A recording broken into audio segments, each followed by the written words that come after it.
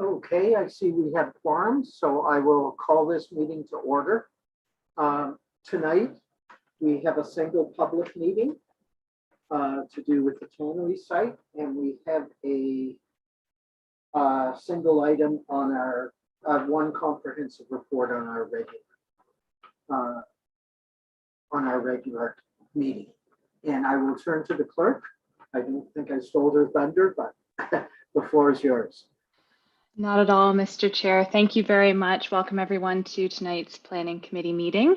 As we're just getting started here, I will confirm, Mr. Chair, that we do have quorum and all members of the committee are in attendance this evening. Staff joining us this evening are Paige Agnew, Commissioner of Community Services, Tim Park, Director of Planning Services, James Barr, Acting Manager, Development Approvals, Chris Wick, Senior Planner, Mitchell Grange, Present Manager, Housing and Homelessness. Ian Sullivan is joining us as host, and I am, of course, Elizabeth Fawcett, Committee Clerk for this committee. We do currently have about 6 participants joining us who are agents and applicants this evening, and we currently have 19 members of the public joining us. And with that, Mr. Chair, I'll turn it over to you. Great. Thank you very much. So I will begin with the public declaration, as we normally do for the public meeting. This is a notice of collection. Personal information collected as a result of this public hearing and process is collected under the authority of the Planning Act and will be used to assist in making a decision on this matter. All names, addresses, opinions, and comments may be collected and may form part of the minutes, which will be available to the public. Questions regarding this collection should be forwarded to the Director of Planning Services. The purpose of the public meeting is to present planning applications in a public forum as required by the Planning Act. Following presentations by this applicant, committee members will be afforded an opportunity to ask questions for clarification or further information. The meeting will then be open to the public for comments and questions. Interested persons are requested to give their name and address for recording in the minutes. Interested members of the public can email the committee clerk or the assigned planner if they wish to be notified regarding a particular application. No decisions are made at public meetings concerning applications unless otherwise noted. The public meeting is held to gather public opinion. An exception to this rule is combined reports, which consolidate public meeting and comprehensive reports. These applications are deemed by staff as straightforward and routine. This business practice has been in place for a number of years and is received by the applicants as efficient customer service and effective use of committee time. Please note that staff use discretion in determining if an application can be a combined public meeting comprehensive report to expedite the approval process. I will note that there is no such report tonight. Public meeting reports are provided to inform the public of all relevant information. Information gathered is then referred back to planning services staff for the preparation of a comprehensive report and recommendation to planning committee. This means that after the meeting tonight, staff will be considering the comments made by the public and their further review of the applications. When this review is completed, a report will be prepared making a recommendation for action to this committee. The recommendation is typically to approve with conditions or to deny. This committee then makes a recommendation on the applications to City Council. City Council has the final say on the applications from the city's perspective. Following council decision, notice will be circulated in accordance with the Planning Act. If a person or public body would otherwise have an ability to appeal the decision, of the Council of the Corporation of the City of Kingston to the Ontario Land Tribunal, but that person or public body does not make oral submissions at a public meeting or make written submissions to the City of Kingston before the bylaw is passed, that person or public body is not entitled to appeal that decision. So we will begin with the public meeting, which is for 2 River Street, 50 Orchard Street. Most of us know it as the Tannery Center. So who would like to lead off today?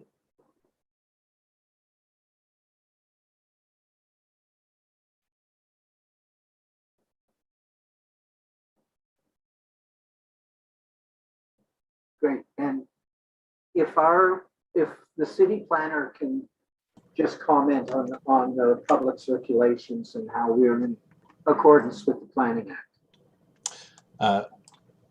Through you, Mr. Chair, it's Chris Wicca here. Thank you, Mr. Wick. So notice was provided in accordance with the Planning Act with signage on site and to 49 properties within 120 meters of the subject property, as well as 2 other parties who had requested notification for this application. A notice of the statutory public meeting was also provided by an advertisement in the Kingston Whig Standard 20 days in advance of the public meeting. And to date, we've received 3 queries and 5 pieces of correspondence for this application. Thank you very much, Mr. Wick. If I can ask people to move closer to their microphone, then I can avoid turning off my fan and sitting in the heat. Great. Thank you very much. So who's next to do the presentation? That Ms. Powder? Hi, Councillor.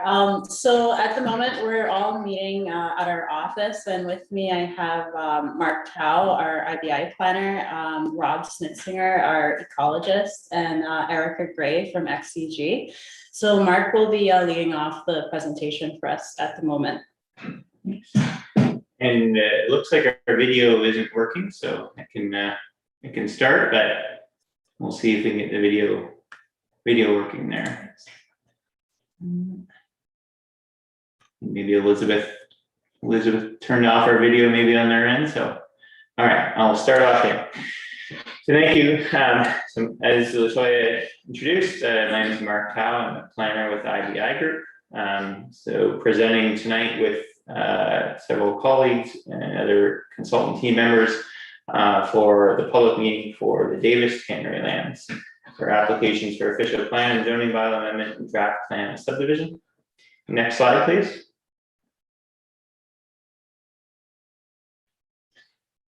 So the applications are intended to permit redevelopment of the former Davis Tannery lands for a variety of uses, and also to allow them to be remediated as part of the prerequisites for development. The proposal includes 50,000 square feet of commercial, approximately 1,450 residential units, and up to 10 acres of parkland or open space. And the subject applications, as noted, are official plan and zoning amendment, as well as draft plan and subdivision. Next slide, please. So the subject lands are on the shores of the Cataraqui River on the west bank. They are bounded by Rideau Street at the southwest corner and River Street along the south boundary. And the Orchard Street Road allowance also traverses part of the site. Next slide, please. The subject lands, as noted, are in the Inner Harbor. To the south are a Utilities Kingston pump station, as well as a Sensient Colors light industrial facility. There are vacant lands also to the south, former industrial lands, and immediately to the south at the Orchard Street, River Street intersection, there is a semi-detached dwelling. And then to the west, there are various uses along Rideau Street, including businesses and residences. Next slide, please. As noted, the property is about 12 hectares, which is nearly 30 acres. The entirety of the lands are contaminated due to the former industrial uses on the property. There's been no activity for about 45 years since the industrial uses were decommissioned. The city has identified the property in its community improvement plan, and it's been targeted for rehabilitation. A separate official plan amendment to amend the terms of the CIP specifically for the site was previously approved by the city. And those CIP amendments would enable the lands to be redeveloped after they had been remediated with success. I'll now turn the presentation over to Kevin Shipley from FCG to speak to the brownfield status of the lands and the proposed remediation approach. Yes, so let's go to slide 6. So this, can everybody hear me all right? Good. So this slide shows I believe, a 1924 aerial photo. And as Mark had mentioned, the site has a history of, a long history of industrial use. And you can see labeled on this photo, the Davis Tannery, which was operational from 1911 to 1973. And I'll point out that the tannery operation had a wastewater effluent that contained high concentrations of metals, including a large concentration of chromium, and that was discharged to the north. So sort of towards the area in behind the tannery building you can see there, and caused significant contamination of the wetland area in that zone to the north, which we'll be talking about later. In addition, there was a metal smelting operation active from 1878 to 1918. So we'll go to the next slide. And this one really just shows a close-up view of the same thing, the tannery in the foreground, the smelting works in the background, and this is an etching that is from Queen's University Archives. Next slide. So this provides a kind of an overview of the extent and severity of the contamination on the property. Essentially, what's being shown here is a kind of a consolidation of contamination information. And you can see that the more severe contamination is the sort of darker colors, with the brown representing areas where there's at least one contaminant, with a concentration 1,000 times or more greater than the applicable Ministry of the Environment standard. So you can see in the northern part of the site, there's a fairly large area essentially coinciding with the wetland zone, with high concentrations there. And those are primarily chromium that account for that dark coloring up there. And in the lower right part of the slide, you can see some of the metals contamination that is present there, with chromium being one of the worst, with concentrations as high as 110,000 parts per million, which is essentially soil or sediment that is composed of 11% chromium elemental metal. So you can see across the whole site, there's hardly any areas that are green. Green meaning areas where we have not identified any contaminants exceeding the standards, but most of the site, a large percentage, is contaminated above the ministry standards. Next slide. This slide shows the sediment contamination. This slide is taken from, the image here is taken from an RMC report. And what I'd like to point out here is the brown represents elevated concentrations of chromium in the sediment, exceeding 1,350 parts per million. And it's quite clear from looking at this that much of this contamination originated from the tannery, runoff from the tannery through the wetland and offshore, eroding soils from the the tannery property running into the river. And because the brown, the most highly concentrated contamination of chromium in sediment is largely concentrated up there just off the shore of the tannery property. And I think, I don't know if you can see it, but there's labels indicating former lead smelter and former Davis Tannery, showing where the property is there. So next slide. So this slide gives a kind of an overview of what we're planning for the remediation of the site. And it's going to consist of a variety of different strategies depending on the severity of the contamination, the nature of the development that's planned in each area, the feasibility of different types of remedial approaches.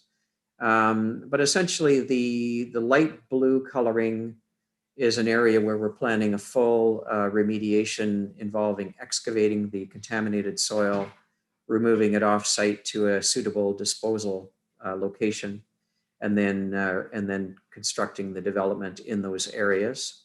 And those two areas on the southern part of the site have a shallower depth to bedrock. So it's more feasible in those areas to be able to do a full excavation type of remediation. The depth to bedrock increases significantly as you go north on the site.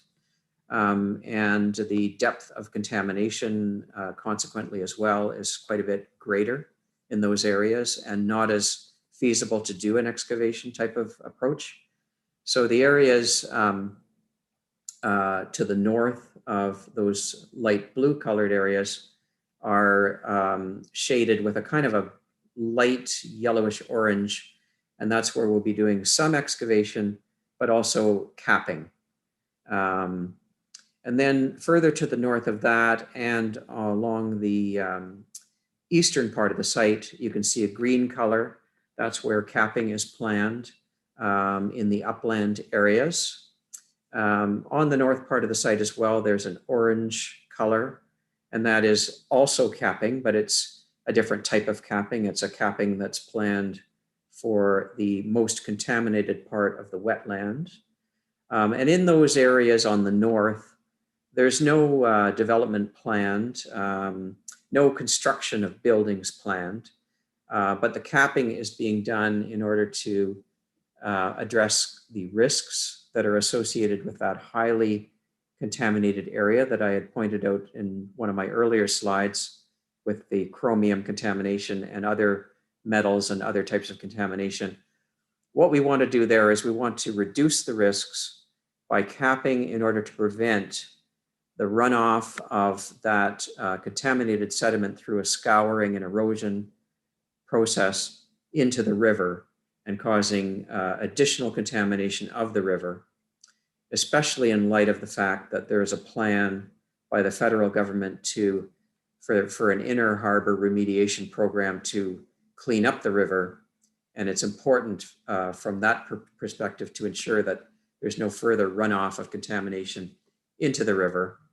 And a second function of the capping as well is to prevent contact of humans or ecological receptors with that highly contaminated sediment and contaminated soil as well. Then one other area I'll point out here is the sort of pinkish purplish color on the north. That's an area where the contamination in the wetland is less severe, and so the wetland will be left open and not capped in those areas. Next slide. So there are two ways to get a record of site condition. And a record of site condition is essentially a registered document that's posted online that documents the environmental condition of a property. And a record of site condition is needed on this site in order to obtain change of land use from the previous use of industrial to the new use of residential. It's a legal requirement to file a record of site condition.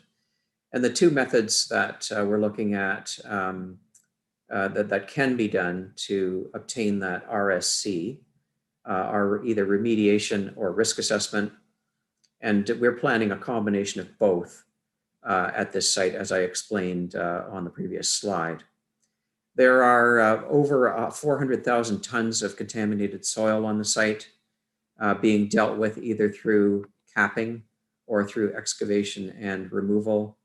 In some cases, some of the material will be excavated and shifted to other parts of the site and placed underneath a cap.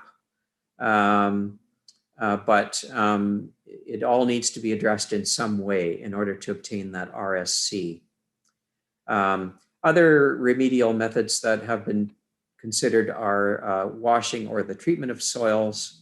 We don't feel that, based on our studies that we've done, that these are believed to be not very feasible or cost effective on the site. So primarily we're looking at capping and risk assessment. Next slide.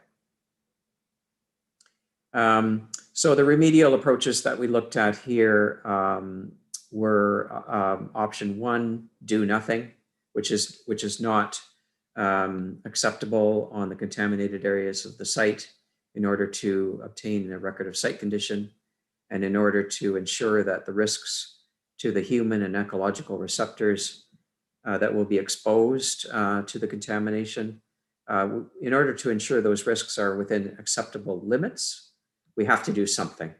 And so we're looking at a combination of options 2 and 3, as I talked about before. And the next slide. Sorry to interrupt just briefly. Normally, briefings are 10 minutes long. You've gone beyond that. I know this is a really critical aspect of this, so we'll give you a little bit of wiggle room, but if we can kind of get through this more quickly, that would be in accordance with our bylaw one. Thank you. All right, this is my last slide. I know there are quite a few slides after this, but let me finish up with mine. Basically, we're looking at completing a remediation process that is going to be approved by the Ministry of the Environment. We also need approvals from the Cataraqui Conservation Authority for the capping of the wetland that I discussed.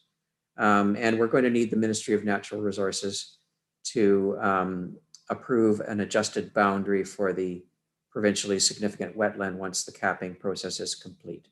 So now let me turn it over to Rob Snetzinger, who's going to talk a lot about the ecological aspects. All right. I'll be brief. The site has over 100 years of abuse through a variety of means, dumping materials from a variety of sources, including the demolition of all the buildings on site and materials left behind. The ecology is dominated by non-native and invasive species. Abuse to the site continues to this day. During the site visit today, we saw several new burn piles where people go in and burn copper wiring, burn the insulation off so they can sell the scrap. Next slide, please. The good part of the ecology of the site is on the periphery. Turtles use the downed trees for basking on the eastern shore. And at the north end, off-site of the Patry property, where the Orchard Street Marsh comes in, the quality of the sediments is, as Kevin pointed out, is quite poor, but species have been sort of making a home as best they can in there. My concern is these species are living in a contaminated site, so they can't test the waters, they can't test the sediments, but there are features there that attract them. So it'd be nice if we can clean this up for their sake. Next slide. Again, I made a point about this. We have a clear, in my mind, a clear issue here, a clear compromise or whatever. we can leave the site as it is without cleaning it up, and it will continue to be dominated by invasives. It'll continue to be abused, and it'll continue to pollute the river. The only way to get around that is to totally strip it to clean it. So the question is, which is the greater good, allowing contamination to continue, or allowing a site that has a very limited ecological value to continue? So, Next slide, please.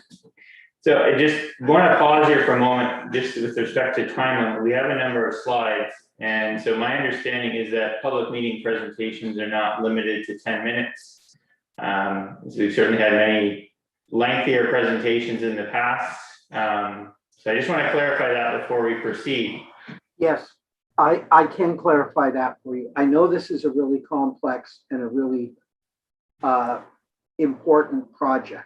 So I'm giving you considerable wiggle room. I believe our planners did mention to you that our briefings normally are 10 minutes in length.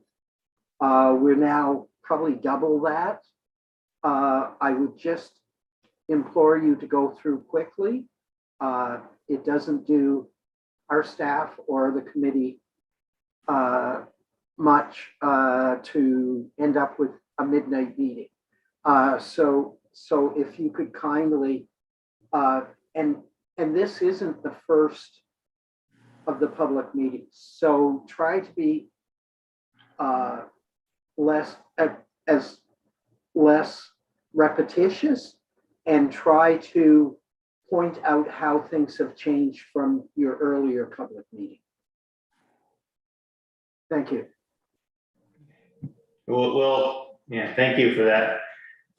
We'll try to do our best. I mean, it is a statutory public meeting, so we do have to present a certain amount of information to the public. So we will try to provide that minimum amount of information and move from there. So next slide, please.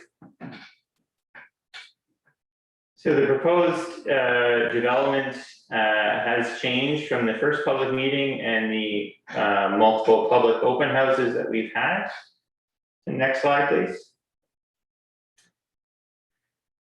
So the overall basic foundation is similar in terms of 4 phases and 4 blocks with new public roads to provide access to those, waterfront and public open space and ribbon of life areas, as well as public park spaces.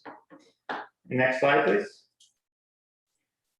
So it's proposed to be developed as before in 4 phases from the waterfront inland, with each phase as indicated on the slide. Next slide, please. So some of the primary changes here in terms of the original iteration to the revised iteration, and this is similar to what was presented to council in a briefing in fall 2019, was most notably increased setbacks from the water, with block 1 and block 2 being the waterfront blocks, having average setbacks of roughly 50 meters. There are a pinch point or two, particularly on phase 1, where it does come to within 30 meters at the southeast corner. But beyond that, the buildings have been moved back substantially. And as part of this as well, a change that happened from the first public meeting was the deletion of the Wellington Street extension south of Montreal. And so the proposal now shows a connection directly to Rideau Street. And next slide, please. So the overall unit composition and residential component is roughly 1,450 units with a variety of unit sizes and types. There'll also be parking provided on site with vehicular and bicycle parking, and a mix of amenity spaces throughout each of the phases. And the density overall for the entirety of the site is 119 units per hectare, which is high density residential. And next slide, please.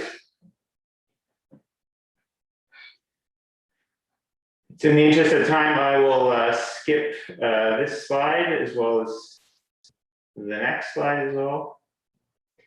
So the commercial component is focused along the main east-west road into the site.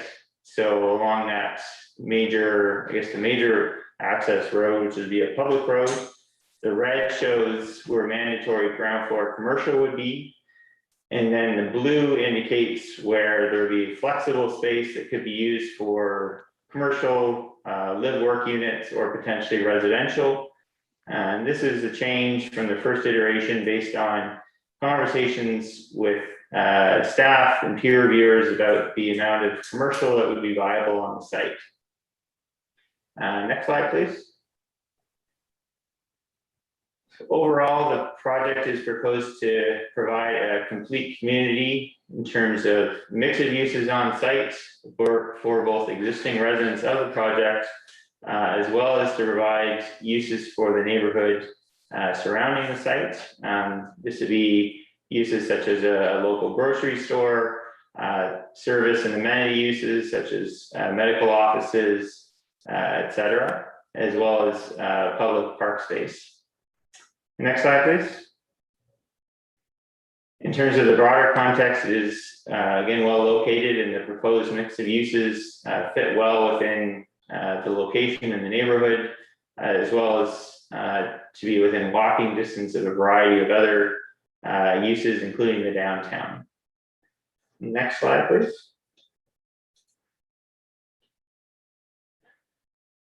I'm just going to pause for a moment and just see, in the interest of time, about how to potentially reduce the length of the presentation and what I can focus on.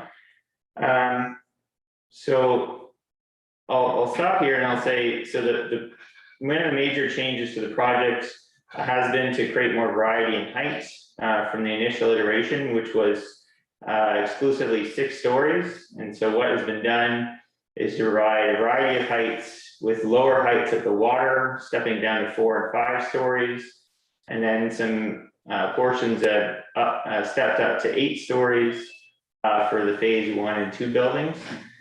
So that variety of heights creates more visual interest and greater compatibility along the water, in the waterfront area next to the river, and with respect to the Rideau Canal.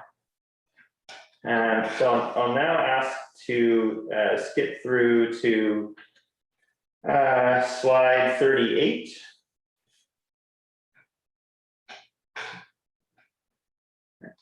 So with respect to waterfront park spaces, we have provided or proposing to provide 3 different spaces that could be either passive open space, or ribbon of life areas, or active park spaces. So the waterfront park, and I'll just skip to the next slide actually, if you would. So the waterfront area has an area of about 2.5 acres. The primary function of this space, though, is not necessarily parkland, but ribbon of life functions, as it is the area between the water and the development. So the primary feature in this area outside of the ribbon of life function is the waterfront trail connection, which is identified in the city's waterfront master plan. There's a central park in the middle, which is about 0.9 acres, and this would be envisioned as a more active park space. And then the northern open space, which is north of the development, is about 5 acres. It could be used for either passive or active recreation. And so all of these spaces are intended to be public, and as part of that, they would be subject to the city's design processes and public consultation for the design of public parks. Next slide, please. I believe Councillor Hill has a point of order. The floor is yours, Mr. Councillor Hill. Thank you. And I wonder if we could put the councillors or the committee back up on the screen here just for a second. Sure.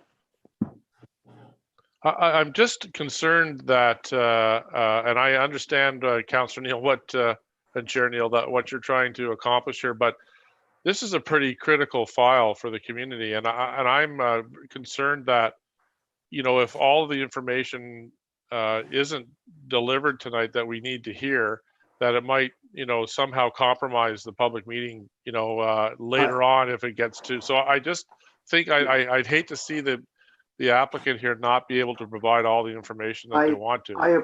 I appreciate that, and that's why, indeed, we've gone well beyond the 10 minutes.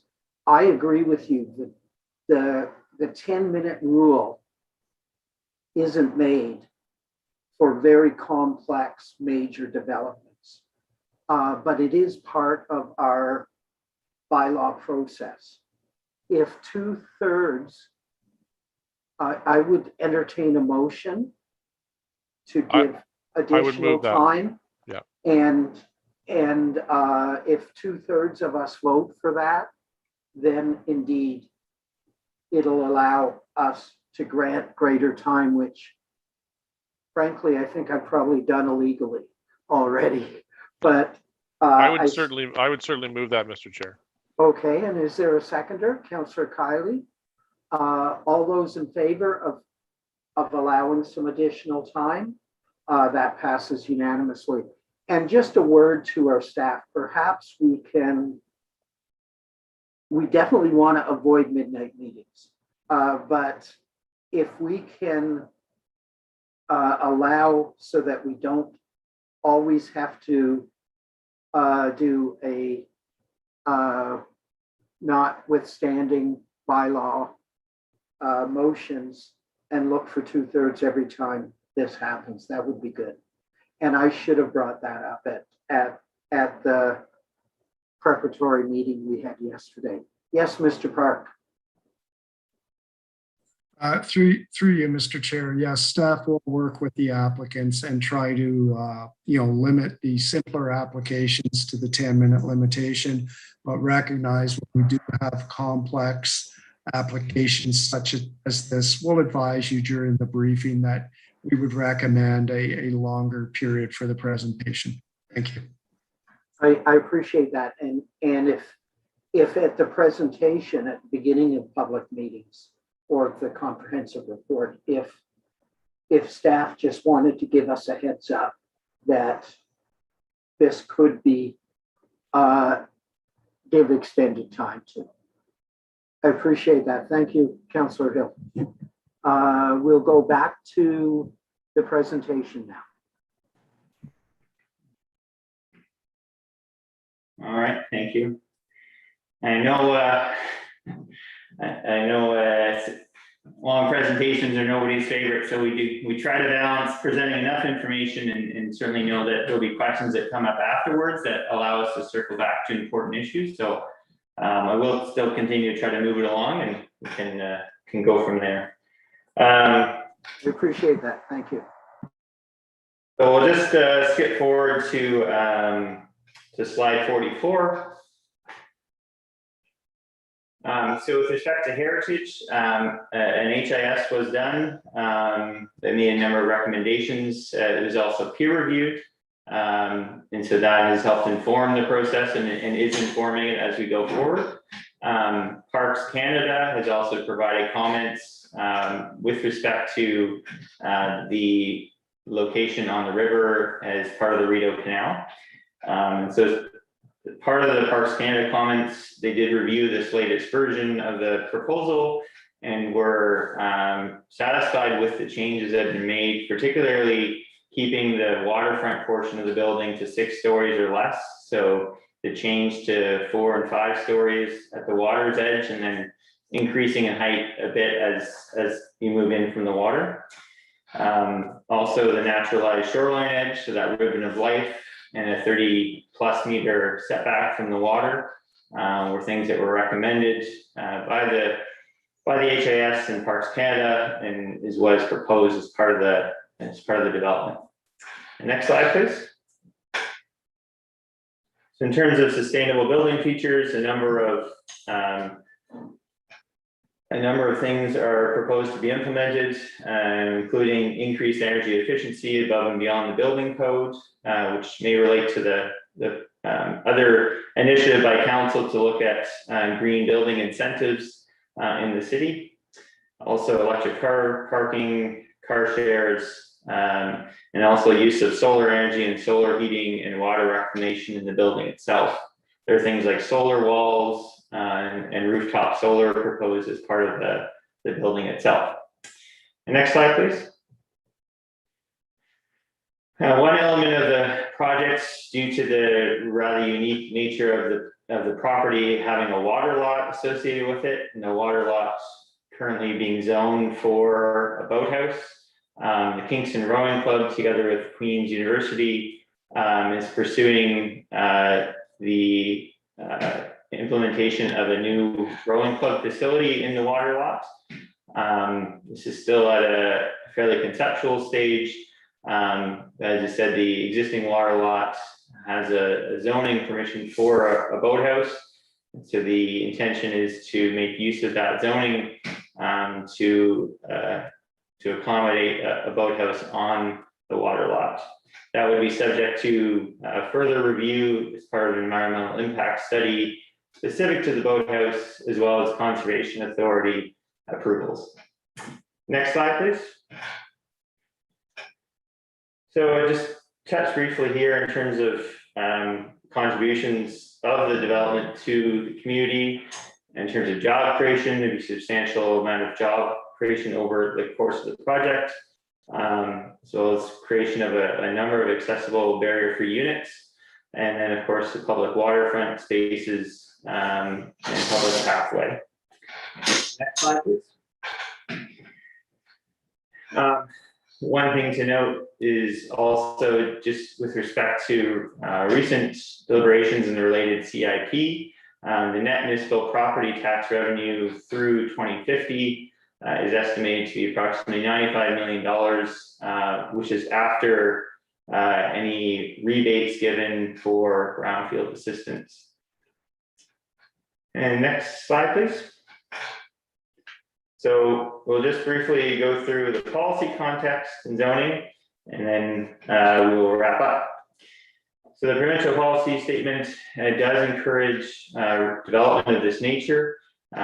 It checks all the usual boxes in terms of proper location of such uses, setbacks to the water body, compatibility with adjacent uses, and density in places that are supported by things like public transit. There is a unique aspect of this site is the fact that there's a PSW, a provincially significant wetland, that is contaminated, that is proposed to be capped as a remediation method.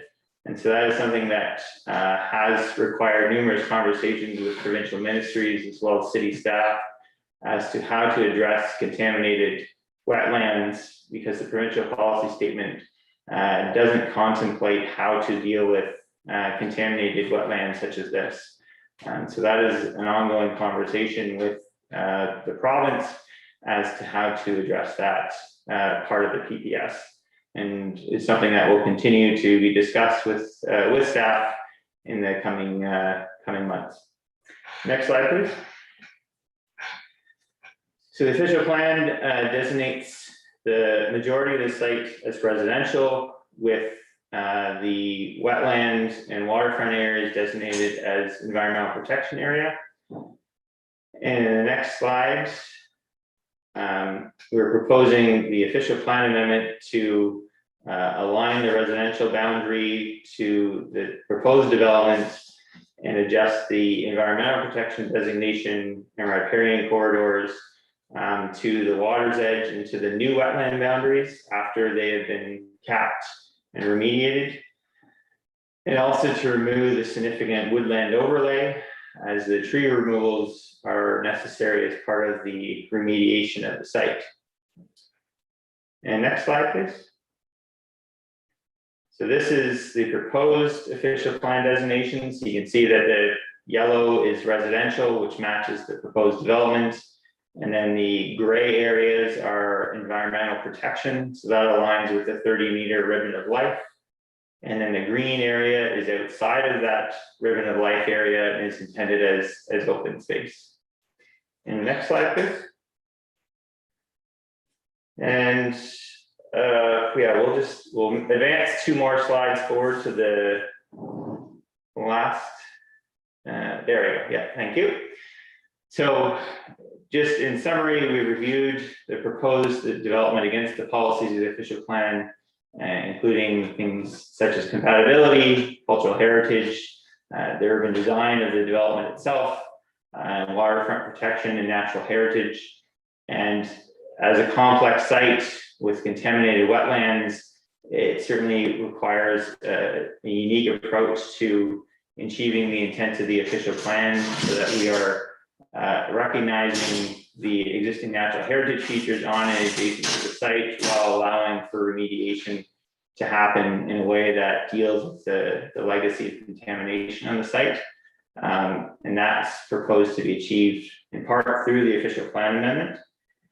So in conclusion, we believe that the proposed official plan and zoning bylaw amendment do comply with the policies of the official plan as amended.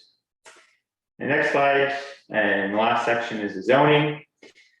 So the current site is zoned for a fair amount of residential due to previous development applications, including 790 dwelling units on the residential portion, and then the southwest quadrant is zoned for commercial, including uses such as a hotel.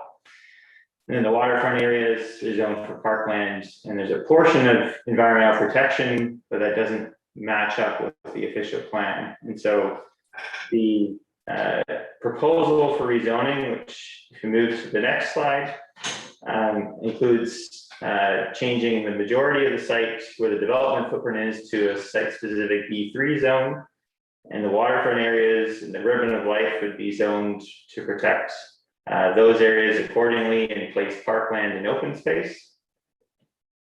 And then the next slide, usually we'll spend a lot of time on what the proposed zoning is, but I will just highlight specifically just the B3 zoning would allow for up to 1,500 residential units across the 4 phases, as well as set site-specific standards for things such as density, parking, height, and setbacks are to be controlled through a height map, which you would have seen for a number of the recent larger development proposals. And next slide, please. So these are the draft zoning maps, and they would show the proposed zoning for each of the blocks, each in their own site-specific zone to control exactly how each block would be developed. And next slide, please.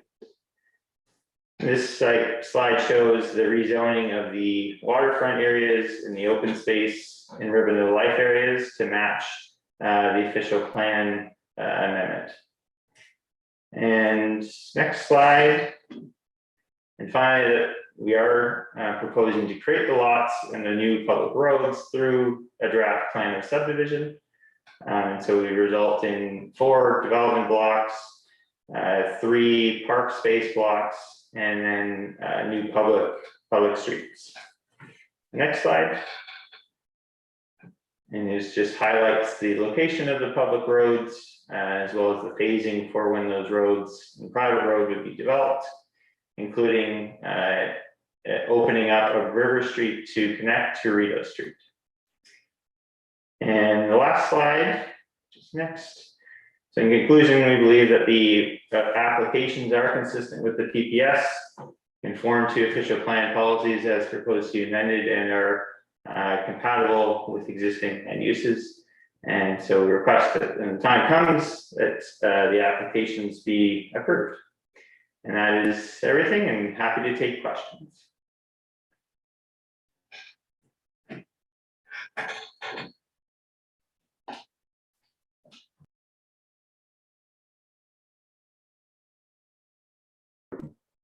I'll now open it up to members of the committee to ask questions. Who would like to go first?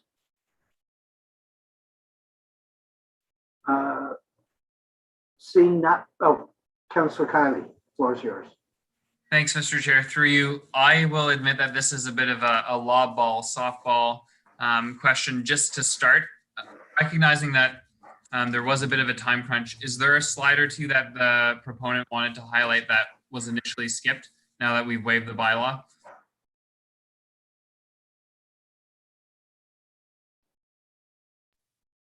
Through you, Mr. Chair, and thank you. Yeah. In the majority of the slides I skipped were really related to the details of the buildings themselves, the site design. And so I'm happy to kind of walk back through those if there are specific questions about kind of the built form, the streetscape, etc. If I could, Yeah. if I could ask that our clerk shares your slide deck with the committee and makes it a public document, I think that would address Councillor Kiley's concerns rather than kind of backtracking and looking for That's fair enough. Thank you. things. I will Is ask that one or accurate? two. Yeah, that's great. Thanks, Councillor Yeah. Neal. I will ask one or two Thank you. particular questions then. I'm interested in the block of land that would be in the northwest. I'm not sure of the number off the top of my head, where there's a potential to do a capped wetland. I'm wondering if the proponent could speak to that, because as I've come to understand and talking with some other councillors, that is not necessarily an agreed upon remediation strategy in terms of provincial standards. Is that correct? Could you speak to that? Yeah, maybe if we can pull up slide 10, and then I'll start, and then if another team member wants to join in or to respond as well. So maybe we can't get the slideshow on, but if we do, slide 10 shows, as was presented by Kevin Shipley, the different types of remediation methods for the site. And so originally the intention was to only remediate, approximately 3/4 southern portion of the site and leave the wetland as is and not disturb it or do anything with it. But as we progressed with creating the application, feedback from the Conservation Authority, and I believe MNRF as well, was that they would prefer and recommend at a staff level that while the site is being remediated for development on the southern 2/3, that the contaminated wetland in the northern portion also be addressed, whether through remediation or capping. And so that's why the development proposal includes incursions into the wetland to cap them, to contain the contamination that is there, because it was a good recognition, I guess, that this is a one-time opportunity to address the contamination on the lands, that the development is the initiative, the carrot or the stick to ensure that the whole of the site is remediated and the contamination is dealt with in a permanent manner. So that's why the wetland in the northern portion is proposed to be capped rather than just left undisturbed, as it was felt from the Conservation Authority's perspective that would be preferable and would result in a net benefit to the environment because of the fact that it would contain the contamination in those areas. If that may answer your question in part, happy to take a follow-up. No, that does start. And actually, I will leave it there because I know some of my colleagues have greater detail to delve in that way. So I'll leave that in terms of the wetland. But I'm wondering at a larger scope then, because this project is proposed in 4 blocks or in 4 stages of development, if one were not to be developed, does that call into question the viability of the others? Do all 4 need to happen for this to go forward in any way? Yes, through you, Mr. Chair, there is a certain minimum amount of development that would have to occur, and I would wager that it's the majority of it to make it a viable project. Partly just because the way this could be remediated within a reasonable amount of cost and feasibility is to remediate the site holistically, so that all the site is dealt with more or less up front. So not to take it in a piecemeal approach, but that if any development is going to happen, it will have to be preceded primarily by the remediation of the entirety of the site, including the wetlands. There will be a bit of an iterative approach to the remediation towards the latter stages, I think, but remediation would have to come first, including the wetland portion, and then development could happen. My follow-up to this, and that will be my last question for now, is Mr. Tao, that's in what we've heard before, right? Because in the past it was one block can happen, then it can be built, then another can happen, and another could be built. Now we're hearing that it's a bit more of an all or nothing proposition. Is that correct?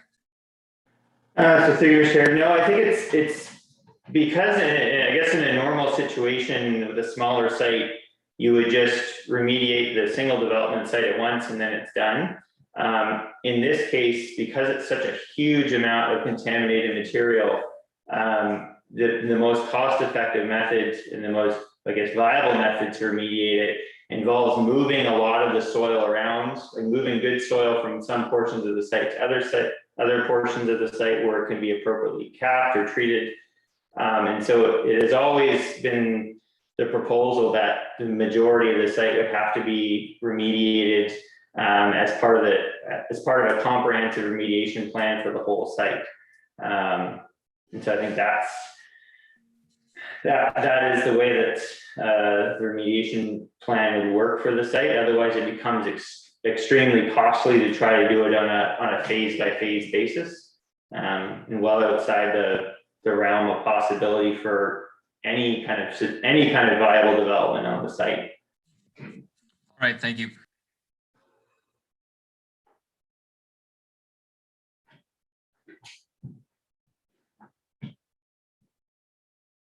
Sorry, I keep forgetting to unmute myself. Councillor Hill is next, but I do recognize that Councillor Chappelle has joined us as well if he has any questions.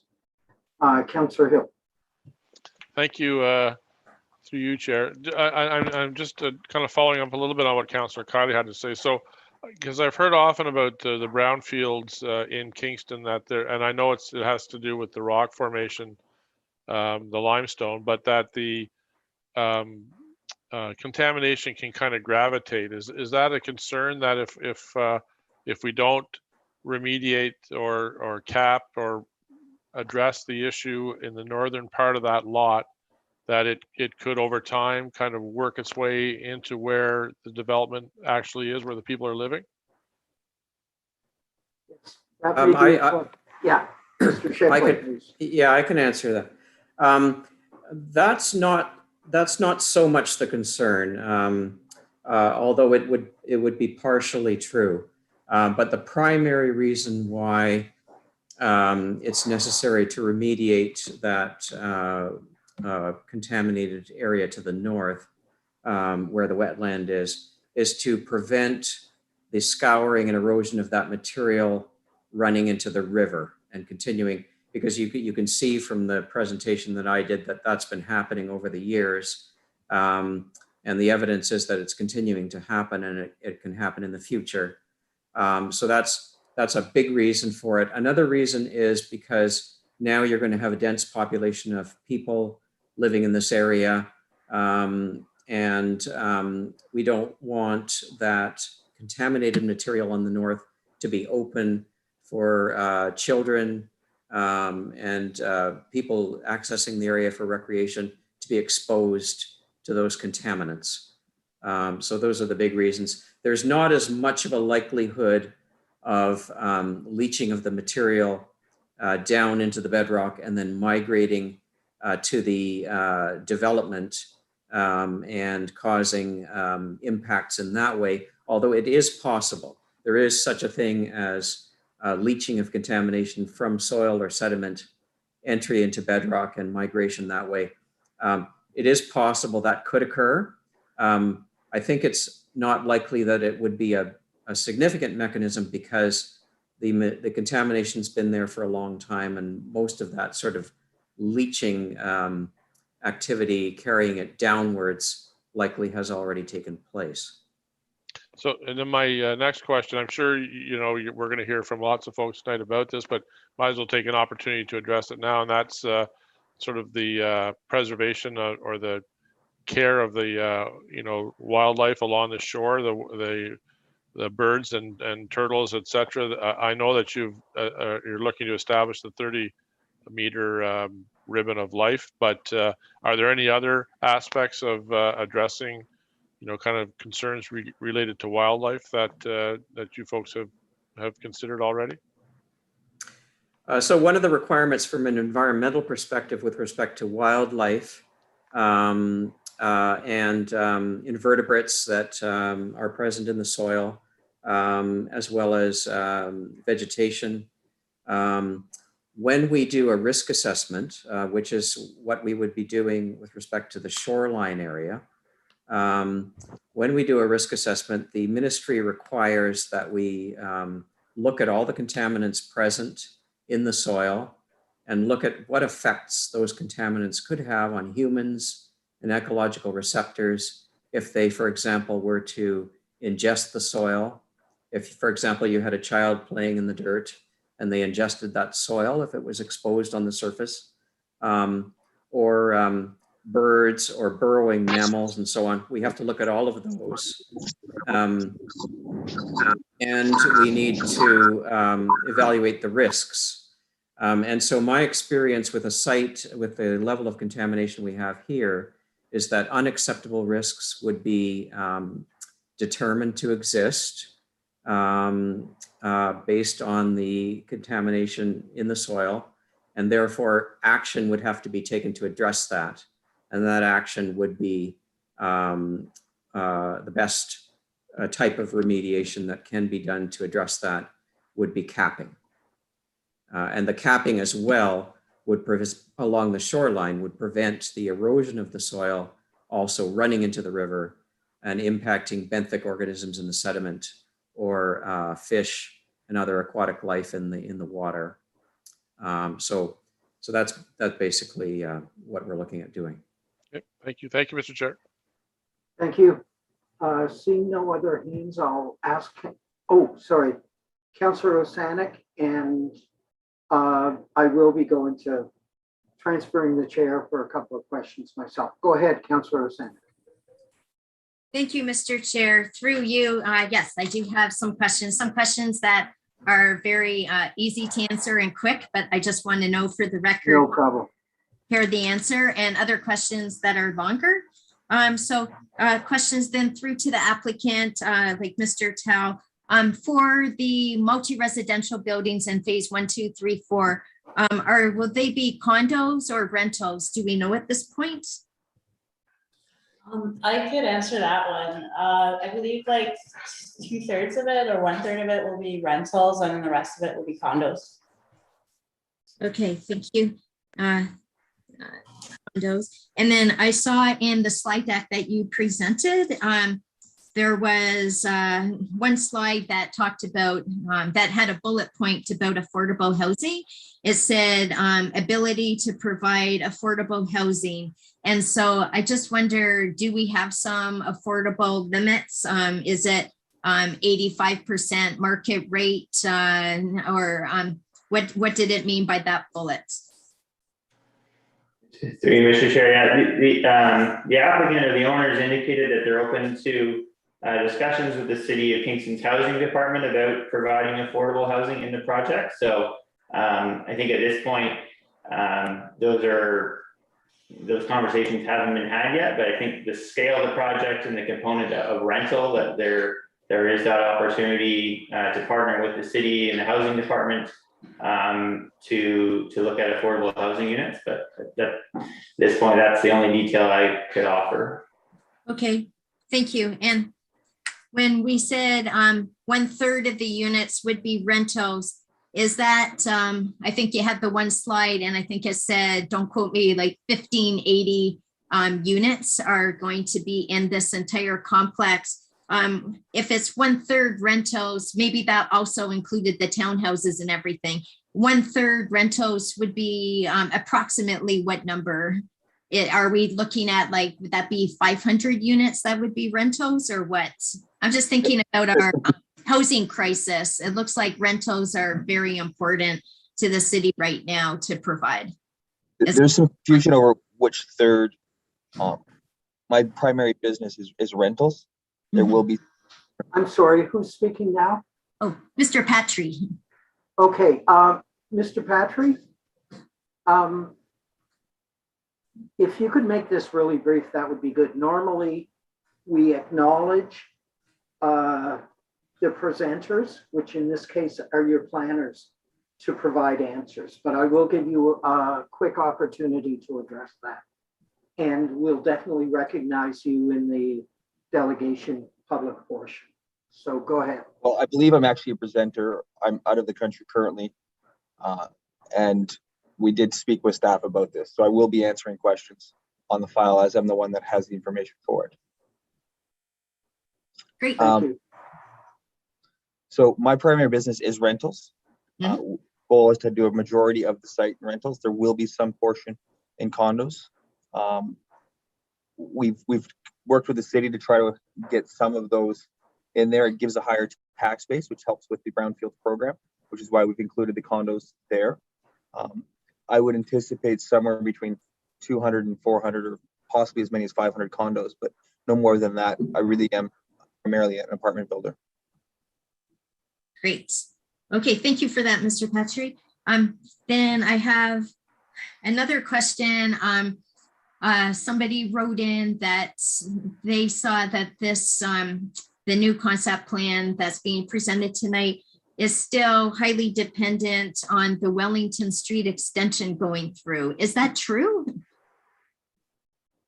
Through you, Mr. Chair. No. So a revised traffic impact study was submitted in as part of our comprehensive resubmission in fall 2020, and so that updated TIS reevaluated the site with the Wellington Street extension having been removed. So yeah, so there will be there will be off-site changes needed. For example, Russell Street to Rideau Street connection, those types of things. But it is feasible to develop the project based on the existing street network with certain upgrades as necessary. Okay, thank you for confirming that. That was definitely a concern when I read that. Let's see. I'll talk about the amount of land that you're leaving the city for the waterfront pathway going from the north to the south side.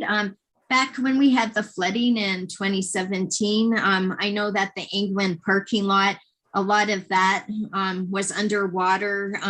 The entire pathway between England and the and like Meadowcraft Marine, right between the parking lot and the water right there at England parking lot, the park benches, they were completely underwater and they stayed underwater until at least September. That's where I work. I park at England parking lot for my day job. And so since that's the same river, except your development is just north, are you using, like, for the land that you're going to give the city for their waterfront trail? I don't want that to be underwater if we have another spring, summer, like we did back in, maybe it was 2016, 2017. And so are you using, what marker are you using to give that amount of land to? Is it the floodplain or is it the high water mark? And good question. So the intention is to take all of the land from essentially probably the 10 feet in front of the buildings. From there to the water would all be intended to be dedicated to the city as parkland. The city's standard approach is that there's varying credits given for parkland depending if it's subject to flood hazard or in a buffer area. And so there would be land both within the floodplain down close to the water, and then there would be upland area outside the floodplain that would be included in that. So the exact location of the trail through that space would be determined by the city through its programming process for how to park or the open space to be planned. So there would be space outside of the floodplain for the trail, for example. Okay.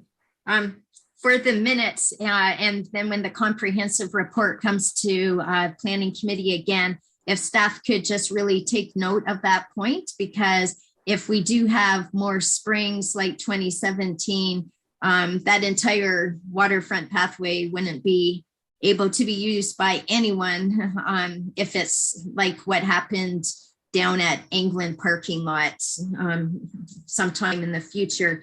Through you, Mr. Chair, my next question to the applicant is about this naturalized shoreline. So I understand for the remediation, like the entire land is going to be scrubbed. Is that the word, scrubbed? And so what does this mean for having a naturalized shoreline? Does this mean that it's all scrubbed right to the water's edge, and then all the vegetation is just replanted at a later time after the land's been all remediated? And if that's the case, what year are we looking for? Are we looking at to have then a natural shoreline put back in? Maybe I'll pass it over to Kevin Shipley to speak to the capping and what the shoreline edge would look like. I will note too that probably about 75% of the actual shoreline area of the site is owned by the federal government. So just north of that water lot, and then extending all the way up to Bell Island, it's not within the property owned by the developer. There's a good chunk of the waterfront park waterfront area that is, but the shoreline itself, a good chunk of it at the water's edge is owned by the federal government. So there's a little bit that we can speak to, and some of it though is within the federal government's control at this point. So Kevin, if you want to jump in there. Yeah, sure. So basically, so for the portion of the shoreline that is part of the development coming from about around the water lot to the south edge, the existing vegetation would be removed, and then the area would be covered with a cap. The cap would consist of approximately 1/2 meter of soil material, and over top of that, a topsoil layer of 15 centimeters thickness. And once you come to the shore itself, there'd have to be some additional measures in place to ensure that that material wasn't subject to erosion. So the details of that haven't been ironed out, but I'm visualizing perhaps a riprap shoreline along there. So sort of larger stone material, rocks, right at the shore to prevent the wave action from causing erosion. So essentially that's what, and then once those layers that I described have been placed there, then there would be plantings done within the topsoil layer across that area. And what those plantings are is going to be dependent upon what the city would like to see in the park area. So it's going to be subject to consultation and discussion and the city's decision-making process to determine what those are and when that would be done. Thank you, Mr. Shipley. Through you, Mr. Chair. So along the shoreline, if you're saying we're going to have, is this like rock, what's it called? Bebatement or bebatement? I can't remember how you call it, so I don't remember how to say it. Is that what you mean by the rift? You didn't say. You mean, are you trying to say gabions? Yeah, like the gate. You're not talking gabions, are you? No, it wouldn't. I don't think it would be gabions. I think it would be more of a riprap shoreline. So essentially, what you would see if you were standing on the grassed area or the vegetated area, looking out at the water, is you would see a point where the soil, the sort of the vegetation meets a layer of rocks, which would be sort of larger sized rocks, kind of piled and going down into the water. And we wouldn't be disturbing the area in the water to any great degree. Basically, the rocks would just go down to just below the water level.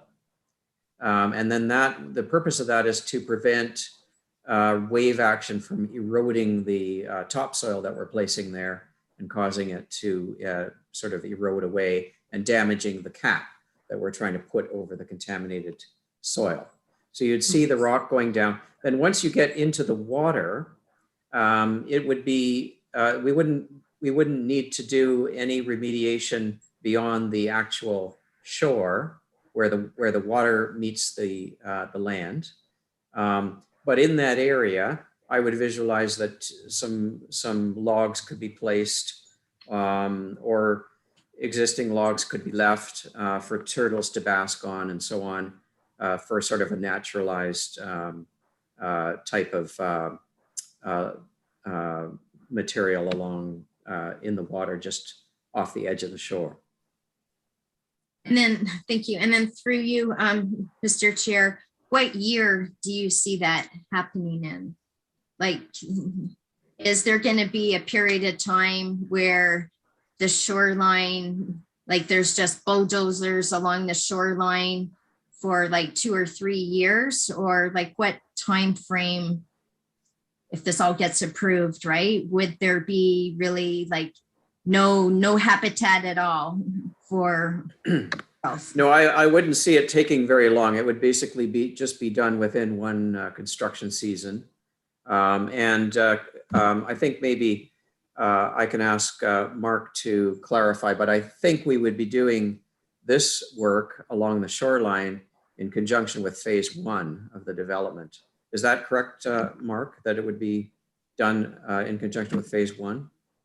Yes, yeah, the intention is to develop the shoreline, because there's going to be an apartment building there with hundreds of residents living there. The owner certainly has a motivation to make that parkland space and create it early on as part of phase 1. So the intention would be that the majority of that parkland or waterfront space would be developed and remediated as part of the phase 1 development, including likely part of the central park space as well. Yeah, so I would see the construction and the remediation aspect of that phase 1 development, the shoreline remediation taking place in a construction season over a period of several months. And at the end of that period of several months, there'd be some kind of planting completed along the shoreline to ensure that vegetation is growing back up there as quickly as possible, because we don't want to leave exposed soil that can be subject to erosion there. I see. Thank you. And then phase 1, therefore, if you're talking about the Central Park, that would also include the boathouse, correct? If you get permission for the boathouse, is that right? Maybe Mark's the best one to answer. Same area, right? Yes and no. The boathouse is a little bit in its own project, because it's more of an initiative of Queen's University and the rowing club themselves. So I think the intention is that we would, through these applications, intend to enable the use of the water lot for a boathouse. When the boathouse is actually constructed is partly dependent on fundraising by Queens and the rowing club themselves. So, and that would have to go through its own separate permitting process with the Conservation Authority as to what that looks like and how it's constructed. So the boathouse is a bit of a separate piece in that sense in terms of timing of when it would happen. Okay, thank you. Through you, Mr. Chair. So if the construction of the shoreline for the Central Park further south is done in one season, we know that the majority of the turtles are right now basking in that Central Park area. And so I just wondered what will happen to the turtles during that one season. I saw another bullet in your slide deck that said no direct loss of turtle habitat from the construction. So what is the mitigation plan for the turtles during that construction phase of the shoreline in phase 1? Just to clarify on the turtles and the shoreline, once you step on the shore from the water, you're into that low ecological sensitivity, invasive species, etc. The entire trail along there is heavily impacted by people, so it's not a high value site. The quality of the site for things like turtles appears offshore, so there's no direct impact into turtle habitat on the upland. The turtles need to bask, especially map turtles, if they're going to reproduce, because they're somewhat limited here in the north, so they need that heat to speed up their metabolism. That can easily be reproduced if they need to pull those trees out of the water. A basking feature can be established elsewhere. There'll have to be presumably approvals for that, because that's, correct me if I'm wrong, but that's Parks Canada's jurisdiction. I'm not a big fan of the basking log, the floating anchored logs. They work, but they're prone to washing, wave wash and whatever. I envision something a bit more higher above the water. And there's a wealth of research showing really good basking structures that are very favorable to turtles that are not these anchored logs. I don't know if that answers your question. Okay. Thank you. Just as long as, again, for the minutes, if during construction, because I don't think the turtles will stay anywhere near phase 1 construction with all the backhoes going on at the same time, if there is some sort of alternate place for them to go during that construction season of phase 1, or all the phases, I suppose, that are next to the water. Because they're not going to like the noise any more than we would. I just wondered for different things about the trees that will be replanted on the site. Like, as we know, there's over 1,800 trees that are greater than 15 centimeters DBH right now, and that are going to have to be scrubbed, whatever the word is, right, removed. And so when trees are replanted, I've heard things about that it's only going to be, I don't even know what type of trees, like what type of trees can grow in that substrate we're putting over the cap. Like, are we talking, like, it's not going to be an oak tree, is it? It's not going to be a white pine. It's not going to be a bitternut hickory. I'm just looking at all the trees outside. Is it going to be a poplar tree? Like, what type of tree species can grow in the substrate we're going to be providing in this new remediated lands? There are some trees that definitely don't want to put, like some of the oaks, but there are trees that do have a lateral root system. Some of the trees that are there, like the poplars and the Manitoba maple, I prefer not to use Manitoba maple because it's an invasive species. But there are species that can be considered. There's research that shows that trees are more prone to lateral roots than people otherwise think, but there will have to be steps taken to ensure that there's no compromising of the cap. And Kevin can confirm on that. That would be part of the risk assessment process. Just go back on the other point. It is possible. I mean, everything. There's usually a solution to everything. So it is possible to have basking for the turtles away from areas that would potentially disturb them, such as with backhoes and whatever. So that is doable. It's not necessarily going to be right where they are now, but that's a random event anyway. The fact those trees fell over into the water, and the turtles are exploitive. They'll take advantage of something that's given to them. Okay, excellent. Thank you. Through you, Mr. Chair. Then yes, one question for Mr. Shipley is that when we're talking about the cap, and I know how you talked, Mr. Shipley, about like the 0.5 meter of fill of clean soil, right, and the 15 centimeter thickness of topsoil. What exactly, like what substance exactly is the cap? So there's some latitude on what the cap can consist of. And the cap in the wetland area is a little bit different design from the cap on the upland areas of the site. But we anticipate for some of the capped areas that the soil that will be used for the lower part of the cap will be relatively unimpacted, or in other words, soil from other areas of the site that are being moved that have been evaluated and found to have relatively low levels of contamination that meet what we call the property specific standards. And when I say the property specific standards, I'm talking about contaminant levels that have been evaluated in the risk assessment and determined to be acceptable for use in the cap.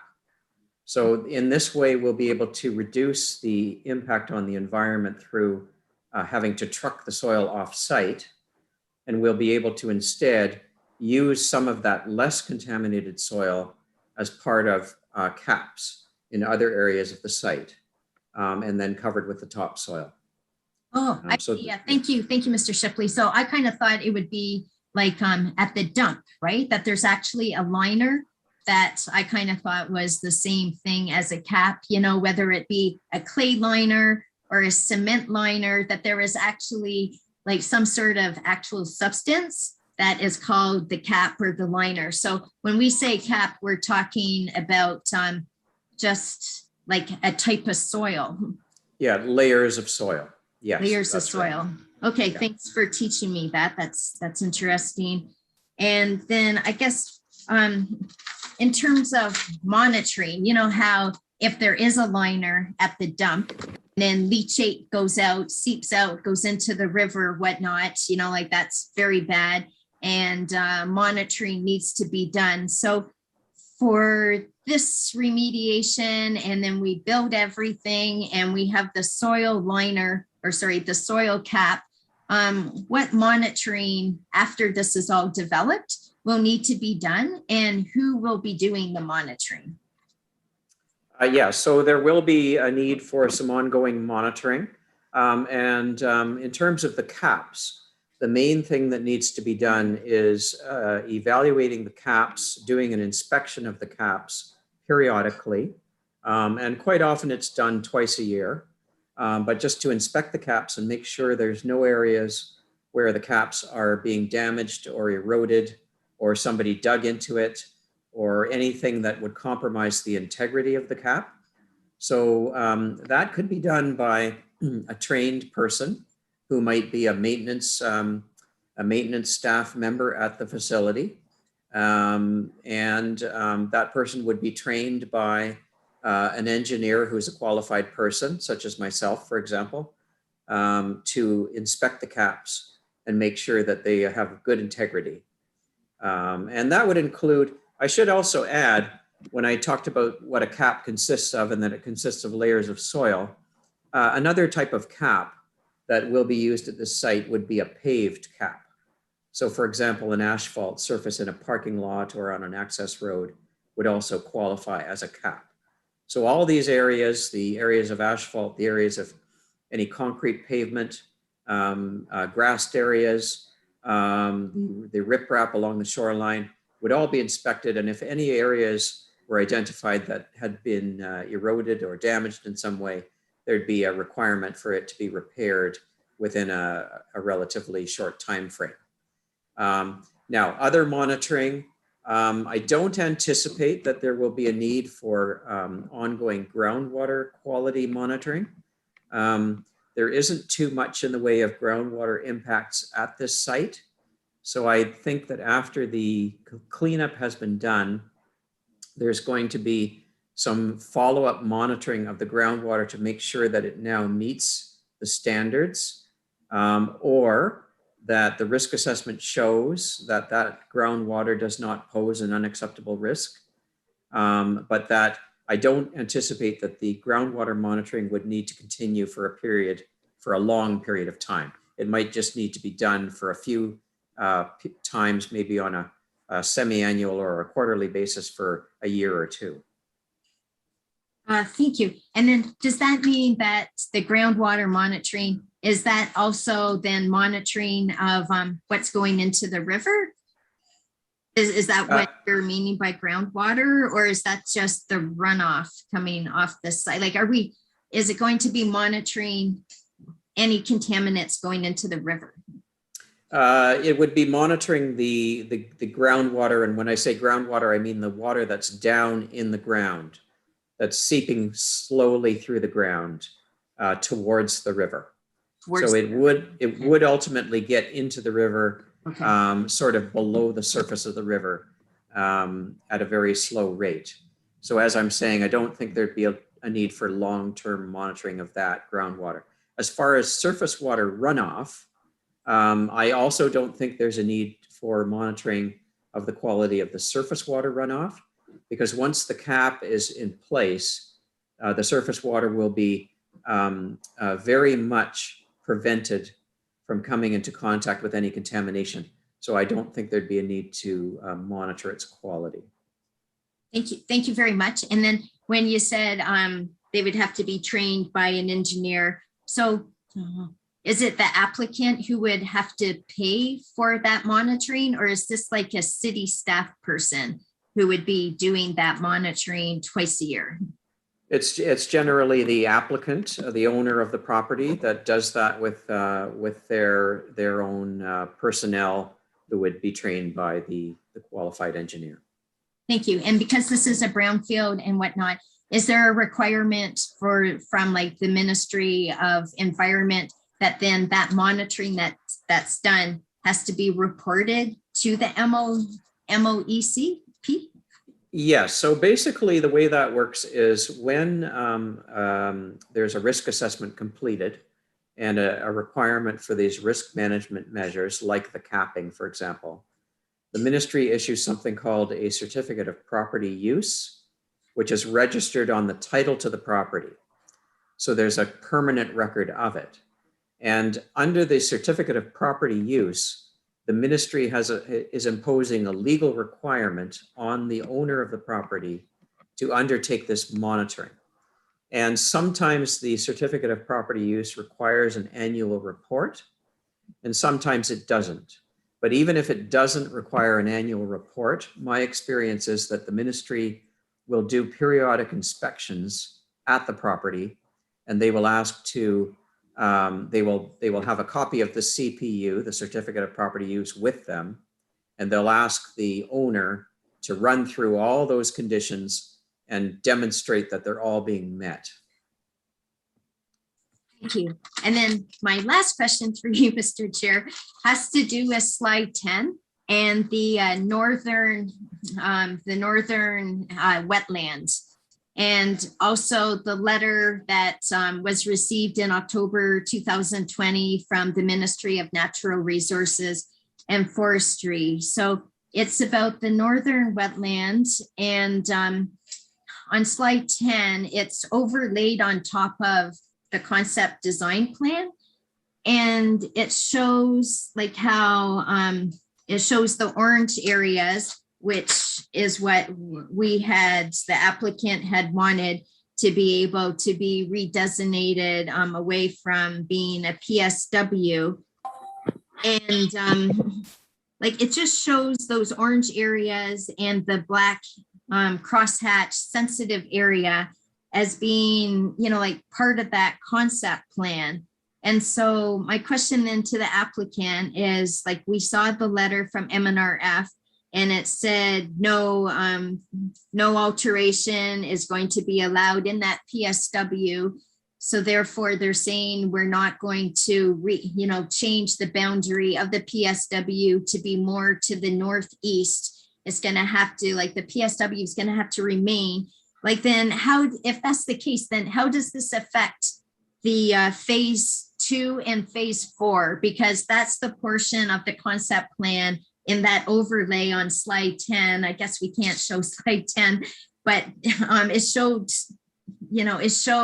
that wetland area that was hoping to be redesignated, not to be a PSW, like right over top of some parts of phase 2 at the water, phase 4, further to the west. And so then what happens to your concept plan if it to remain like that and still be a PSW as per the MNRF?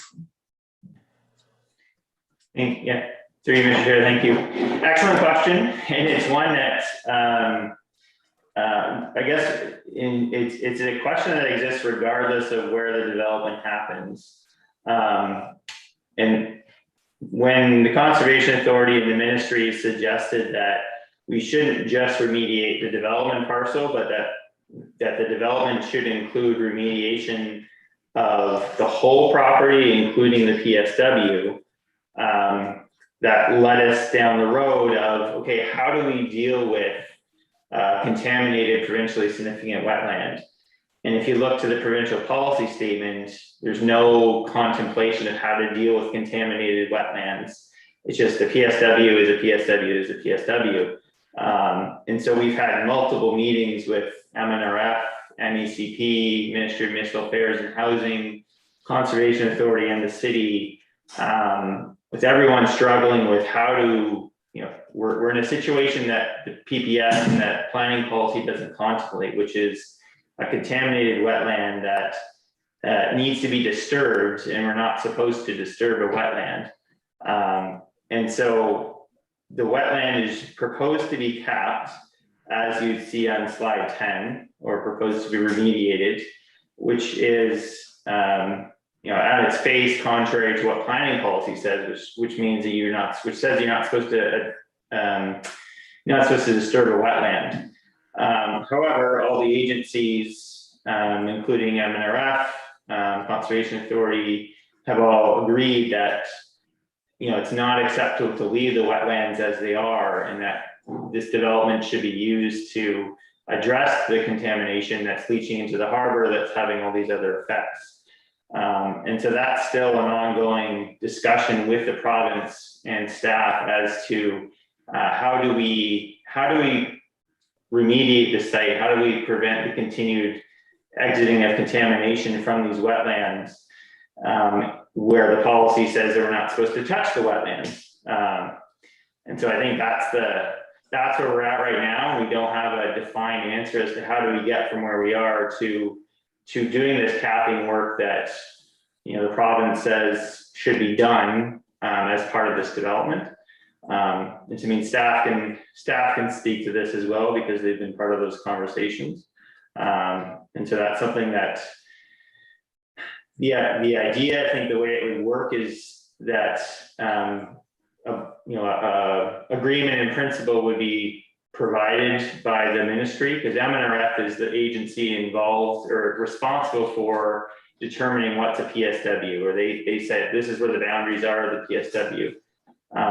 And so the pathway through which remediation would happen is that the Conservation Authority, with the blessing of MNRF, would issue a permit to allow filling and capping of the wetland in accordance with the approved remediation plan from the Ministry of the Environment. And then once that capping is done, the Ministry of Natural Resources would inspect the site and see the new boundary of the wetland, and then they would then redraw the wetland boundary to where it is outside of the capped area.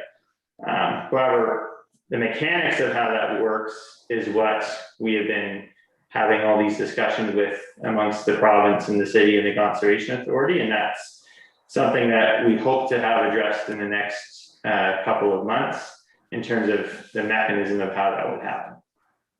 Right.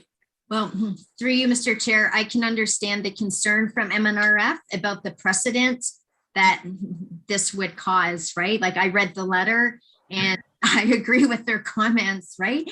Like, to me, like, wouldn't this mean that you can't, sorry to interrupt. You're proposing, this is my question, Mr. Chair, that if the wetland has to remain as is, that therefore what you're proposing for phase 2 and phase 4 needs to be redesigned, because you can't build so far north then, right? Because you're going to have to leave a setback to those lands on slide 10 that you show in orange. You're going to have to leave, that no development setback to that PSW as it exists today.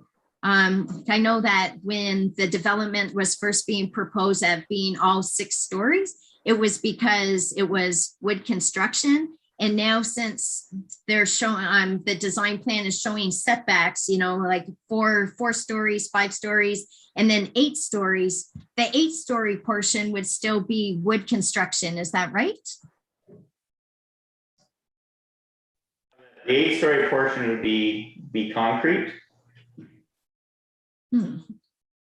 Okay, so therefore, for what you're showing in phase 2 and phase 4, if it has to stay below the PSW, if you don't get it the boundaries redrawn and be able to build that far north, not then go 8 stories, you know, or if it's okay to do 8 stories in concrete, could you not go 10 stories and try to get those units, you know, to still keep to those 1,500 units you want to do if you can't build phase 2 and phase 4 that's to the north the way that you're doing now? Through you, Mr. Chair. RF isn't going to allow you. No, it's a good question. I entirely get where you're coming from.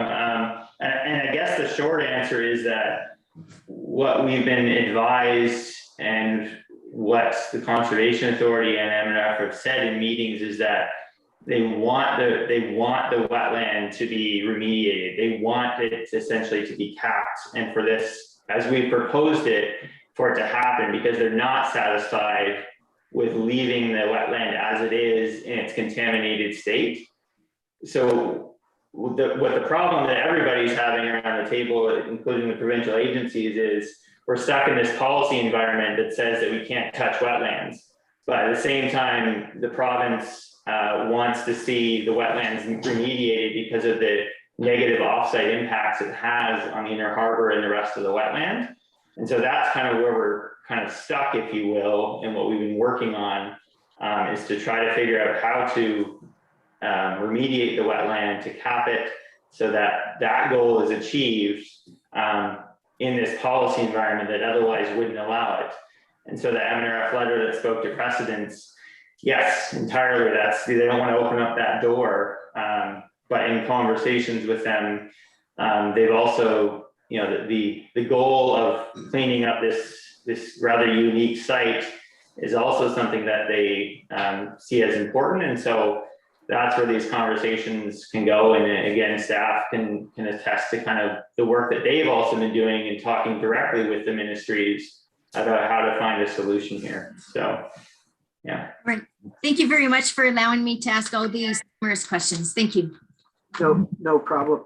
I've seen Councillor Chappelle with his hand up patiently. I just want to explain that all members of council are recognized by chairs of committees, but all the committee members have the first kick of the can. So I believe Councillor Hutchison has his hand up, and I'm about to put my hand up after that, and then we'll recognize Councillor Chappelle. I will say there is a vacancy on this committee, and I'm sure we would all welcome you to join the committee at any time. So I don't know if the developers want me back. Thank you. So Councillor Hutchison, the floor is yours. Hello? Good. Yes, I want to support that last question by Councillor Sanik. It's fundamental to the whole wetlands issue. I've been looking at the conservation, the Regional Conservation Authority letter, and I've got some questions that relate to it, some of which haven't come up as of yet. It indicates that the developer or the proposal is silent on the high water levels regarding the provincial policy statement and flooding. Has the proponent come up with a solution to that concern? Yes, through you, Mr. Chair. I'm not quite sure which comment it refers to. So certainly There's a floodplain associated with the edge of the property, and so development has to be located outside of the floodplain. And so part of the capping involves cut and filling of the floodplain area. And so that's, yes, that is being addressed as part of the stormwater management and the grading for the site. Well, they go on to say that it's floodplain without compensation is directly against their policies. So just following on that, there's first of all the issue of the high water mark and the relationship to climate change. And then they go on to talk about the need for compensation, at least in the developable area. So have you got that figured out? Yeah, so through you, Mr. Chair, we're currently undertaking a study that's assessing the offsite compensation options for floodplain fill in the development envelope. I see. Now they raise a question here regarding natural hazards. Along the eastern shoreline, this is quoting the proponent, reflect the regularizing of the grade in this area. Since we've been talking a great deal about how much fill there will be, what they ask, and I'm asking, what does that entail? What does that mean, regularizing the grade? Yeah. Thank you, Mr. Chair. Yeah, as a natural shoreline, there isn't a neat and tidy line that lines up with the edge of the development, for example. And so as part of the grading of the site, and probably more importantly, the remediation of the site, the movement of soil will essentially straighten out, balance cutting and filling of the floodplain, so that there is a defined area outside of the floodplain where development can happen. This is about the grade. And how yeah. So the grade will be adjusted so that the development is outside of the floodplain, and that's where the cut and fill, the balancing of floodplain fill will happen along the shoreline. I see. Have you had the hydraulic analysis requirement fulfilled? Yeah, so that's the study that's being undertaken right now, and we've been working with the Conservation Authority to achieve that analysis. Okay. So are you going to be able to accommodate floodplain compensation? Yes, so that's as I said, that's what we're working on right now with the current study. So to look at floodplain compensation options offsite as needed to accommodate the development. See, another question. So the CRCA notes that the plan is not a comprehensive remediation plan. And they indicate that, in their opinion, they prefer to have an assessment made by qualified experts warranted to, by qualified independent professional, whether the plan is valid in terms of feasibility and efficacy. In other words, they don't want to give their approval unless, at the very least, there's this study. Have you planned to work with the city to supply that? So we've had, since those comments have come out, we've had several meetings with the Conservation Authority, and they've identified that independent review of the remediation plan is no longer required. This is consistent with the city's review of the remediation plan in relation to the brownfields approval. Why is it not required? Because the remediation plan is subject to review by the Ministry of Environment and its own experts. So it already goes through a rigorous independent review prior to the ministry actually giving approval to the remediation plan. I see. So it gets kicked onto the ministry in other words. So I have a question about the remediation of the wetland. That is, it's going to be covered over and then capped. And then during the remediation phase, and then you're going to put a building on top of that. So that has to have a foundation. So how does that affect the water flows and the effect on the marshland outside the developed area? It seems to me there'd be a considerable amount of displacement. Yeah, Kevin, I'll maybe let you answer this one. Yeah, basically, the great majority of the wetland area is not going to have a building on it. The great majority of it is to the north of where the development will be. And there are no buildings planned for that area. It will basically just be an open area with a vegetated area. There is a small portion of the existing provincially significant wetland that will be capped in conjunction with capping of the rest of the wetland, and that there is a building plan there. The building that's planned for that area is in phase 4. So it would be quite a few years before that building would be constructed. I think maybe 8 to 10 years, something in that order. And at that time, and so during that time intervening, before the building's built, it'll just be part of that capped area, which essentially will be like open upland space at that time. Once the building is constructed, there will be risk management measures in place to ensure that when the excavation is done, that proper soil and groundwater management are undertaken, and a health and safety plan will be in place to make sure everybody is protected when that excavation is done. And at that time, they will cut into the cap to construct the building. But I don't anticipate at that time that there will be anything difficult or unusual about undertaking that work, because by then, essentially, it will have been capped for many years, and it won't be much different from the areas immediately adjacent to it,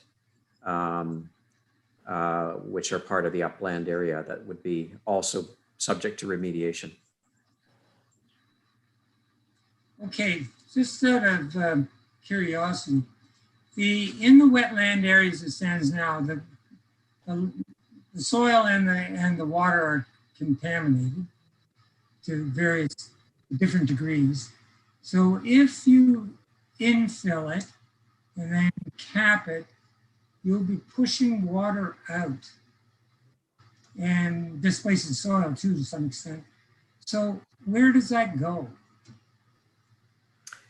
So the plan would be to, because it'll be much easier, and so we've recommended that when this work is done in the wetland area, when the cap is placed there, that it be done in the winter, so that the ground will be frozen, or at least most of the ground will be frozen, hopefully at that time, and it'll be much easier for machines to move the material into the area without sinking into the sediment and so on.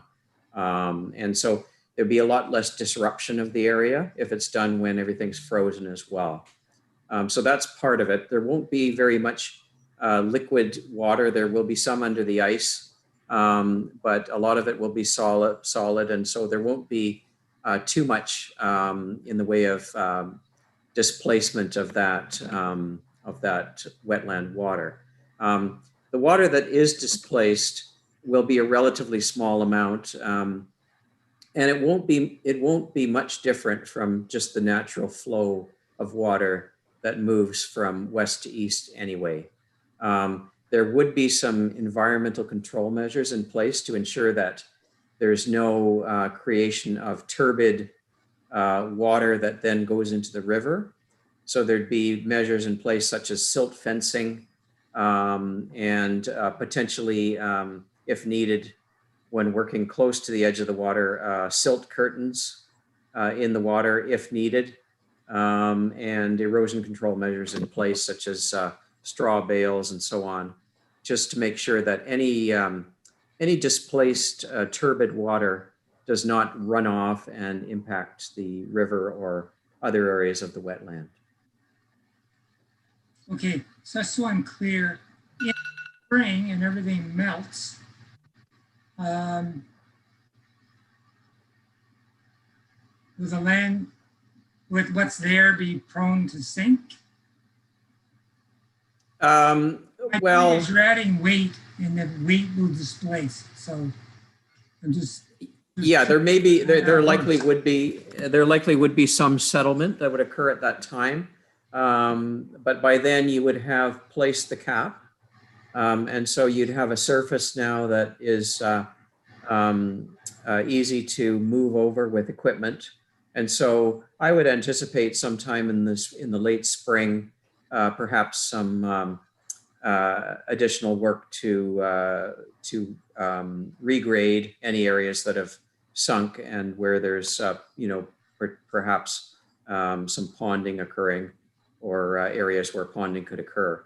But just a little bit of regrading there to address any settlement that might have happened. Okay, so the main reason why the Ministry of Natural Resources is against, and the provincial policy statement and the official plan are against filling in wetlands is because they're a fount of life and generation, environmental generation and regeneration. So when we fill this wetland in, that'll be over, right? There won't be any marshland for that to happen. I think Rob might be the best one to answer this question. Rob, maybe I'll jump in with the planning answer, and then Rob can pick up. So yes, I mean, for myself as a professional land use planner, we're bound to give recommendations and advice based on what the provincial policy statement says. And the provincial policy statement says you cannot disturb a provincially significant wetland. However, like I said, at the start of this process, the intention was to not disturb that northern portion, not to disturb the wetland.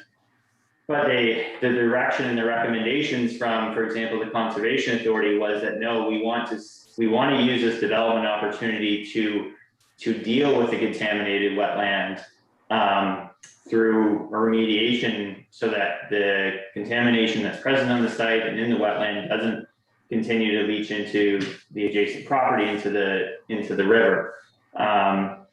However, that sets up this policy conflict with the PPS where it says you're not supposed to disturb a wetland. So that's where we are right now, is that the ministries have said that we would like to see this contaminated wetland addressed and dealt with, which as is proposed is through this capping method, because that they see that the net benefit of this remediation is greater than leaving a highly contaminated wetland alone, leaving it as is, which is what we had initially started this project based on.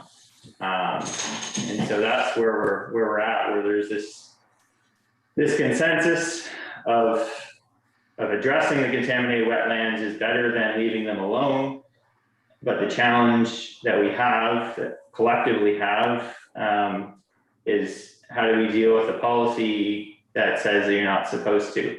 And like I said, that's what we've been working with and are continuing to work with the province and the city on, in terms of how to deal with this situation. And so Rob, maybe if you want to speak to just the quality of the wetland that's there and your experience with that wetland, that might be helpful as well. Okay. So the area of wetland is going to be capped, aside from being the most contaminated portion of the entire property is primarily dominated by one species of plants, well, two, but Typha angustifolia narrowleaf cattail, which some debate on whether it's a non-native or not, but some really good research that it came from Europe. Doesn't matter. But it's very low biodiversity. It's for the most part dry, except when we get really high lake levels and some of the water moves in there. I've walked across it many times in just my running shoes without getting too wet. When you get further north, away outside the cattail zone into some of the inlets coming in off of the main part of the river, the biodiversity and the species suddenly pick up quite significantly once you get past the cattails. Now, the low density of species in the cattails is probably partially due to the contaminated soils, because some species need to burrow down into the sediments to complete their life cycle, and the sediments probably are too toxic and they probably die. But the other thing is, you generally don't get high biodiversity anyway in these monoculture cattail stands. Again, once you get further north, you get into some more interesting species. Beaver come in there now and then. There's been a green heron popping up there now and then. There's ospreys living on the towers on the far shore. The turtles come in there. That's outside of the cap zone. The concern for me is if we, again, I've said this many times, if we leave the site alone, it will continue to produce contaminants. And there has been research showing that these species, these receptors, are picking up these contaminants in their tissue.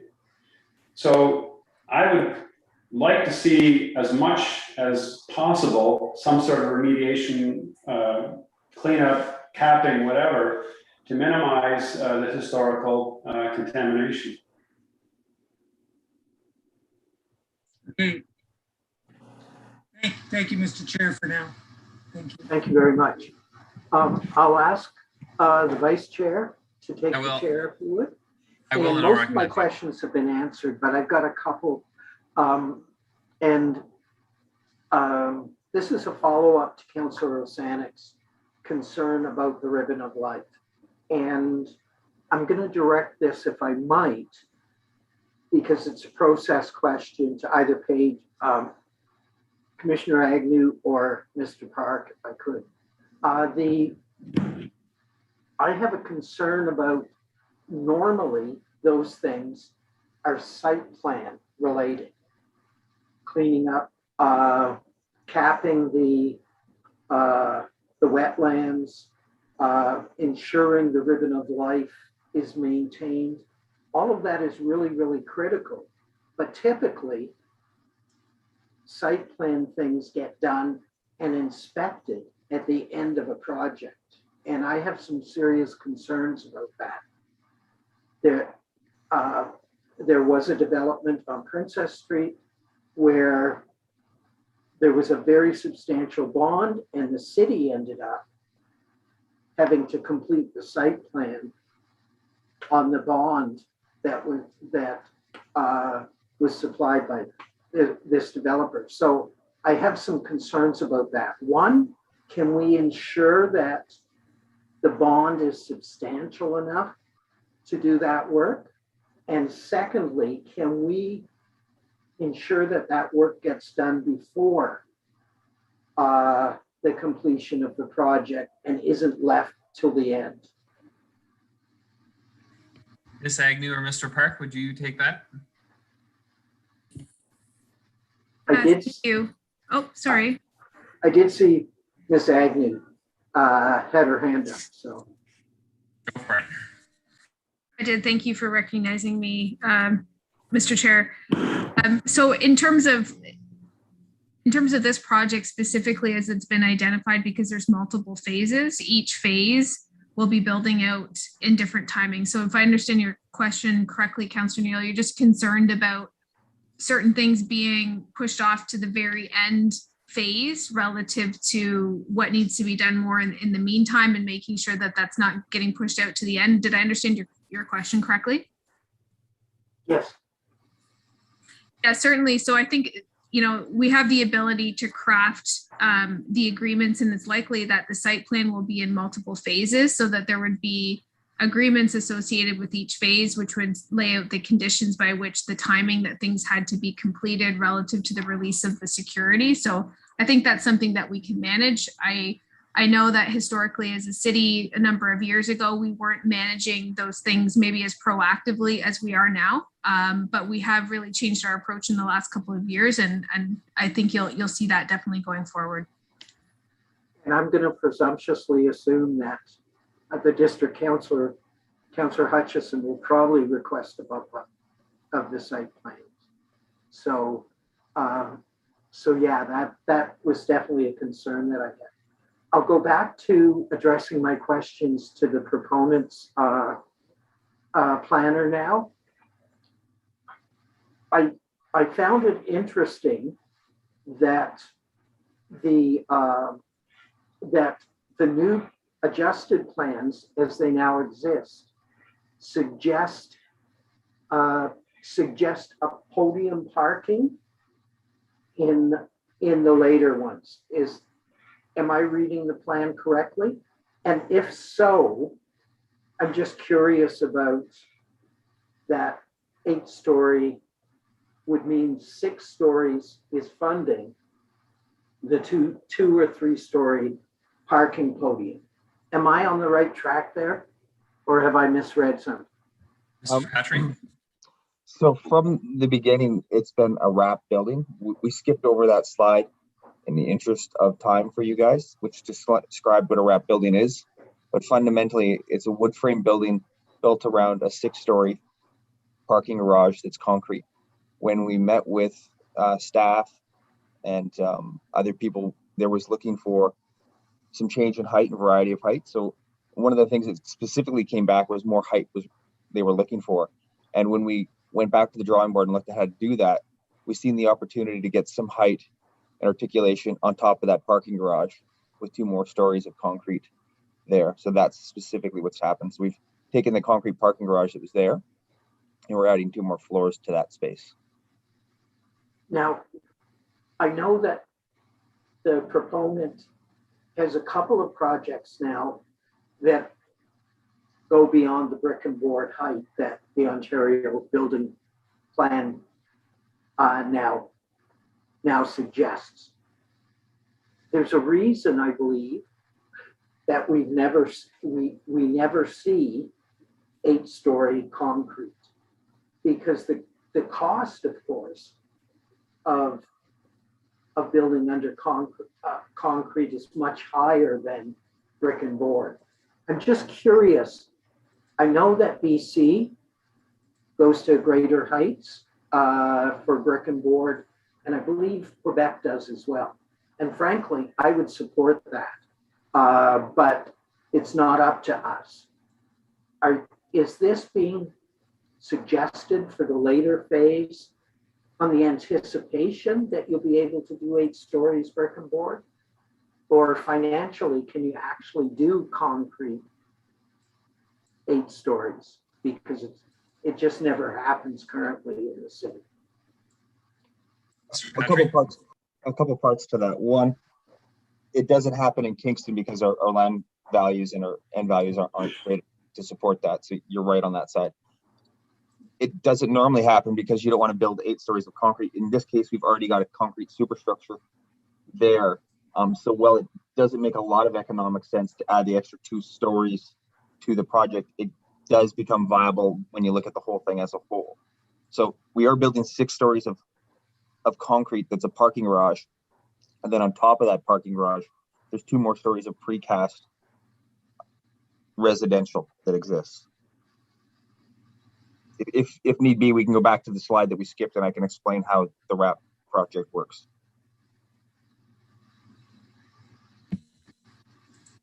Councillor Neal, are you interested in that additional detail? Yeah.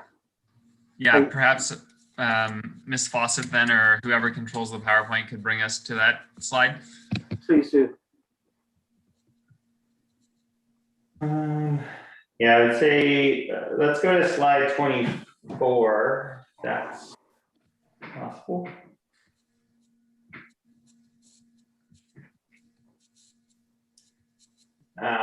So this is the phase 3 building, so at the corner of River and Urito Street. So the large kind of salmon pink colored rectangle is the 6-story or up to 6-story parking structure to be made out of concrete.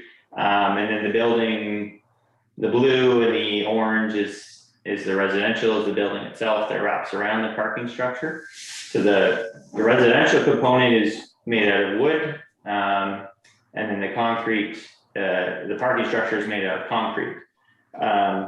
So if you go, let me just see, try to find a good image. So slide, perhaps slide 18. Yeah, so this is looking from the south. And so the 2 waterfront buildings, if you look at them, you see the two taller stories in the middle towards the water side. So those are 2 residential floors. And actually what's beneath those two residential floors is a 6-story parking structure. And so that's the concrete component of the project, is really that parking structure with the 2 stories of concrete on top, with the rest of it being wood frame.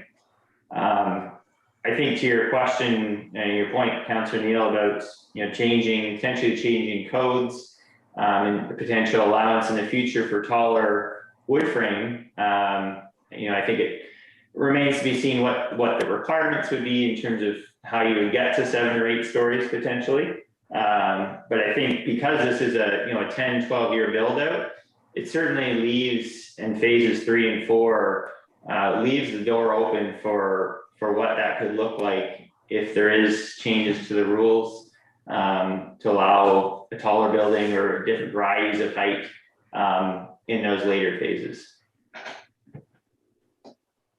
Thank you. I appreciate Councillor Osanek and Councillor Hutchison's questions regarding the significant wetland. And I'm looking forward to those answers being more comprehensively in our final report that comes forward.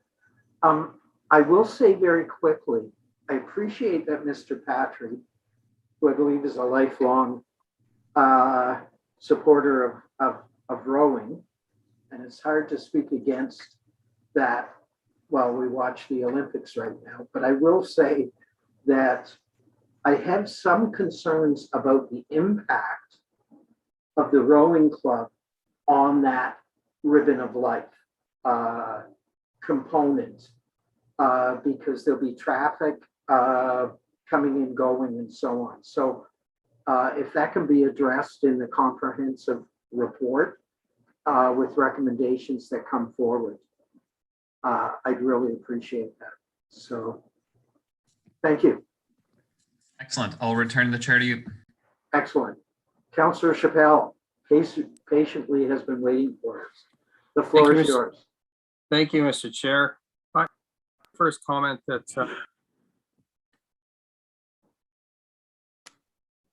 thank you, Mr. Chair. I really would like to just first point out that I think it's unfortunate the way these agendas are set up, and it's perhaps something we should take up with our clerk, because it would be most beneficial if the public were able to speak immediately after our questions and presentations rather than going on to the next item in the agenda, because this has been a very long meeting.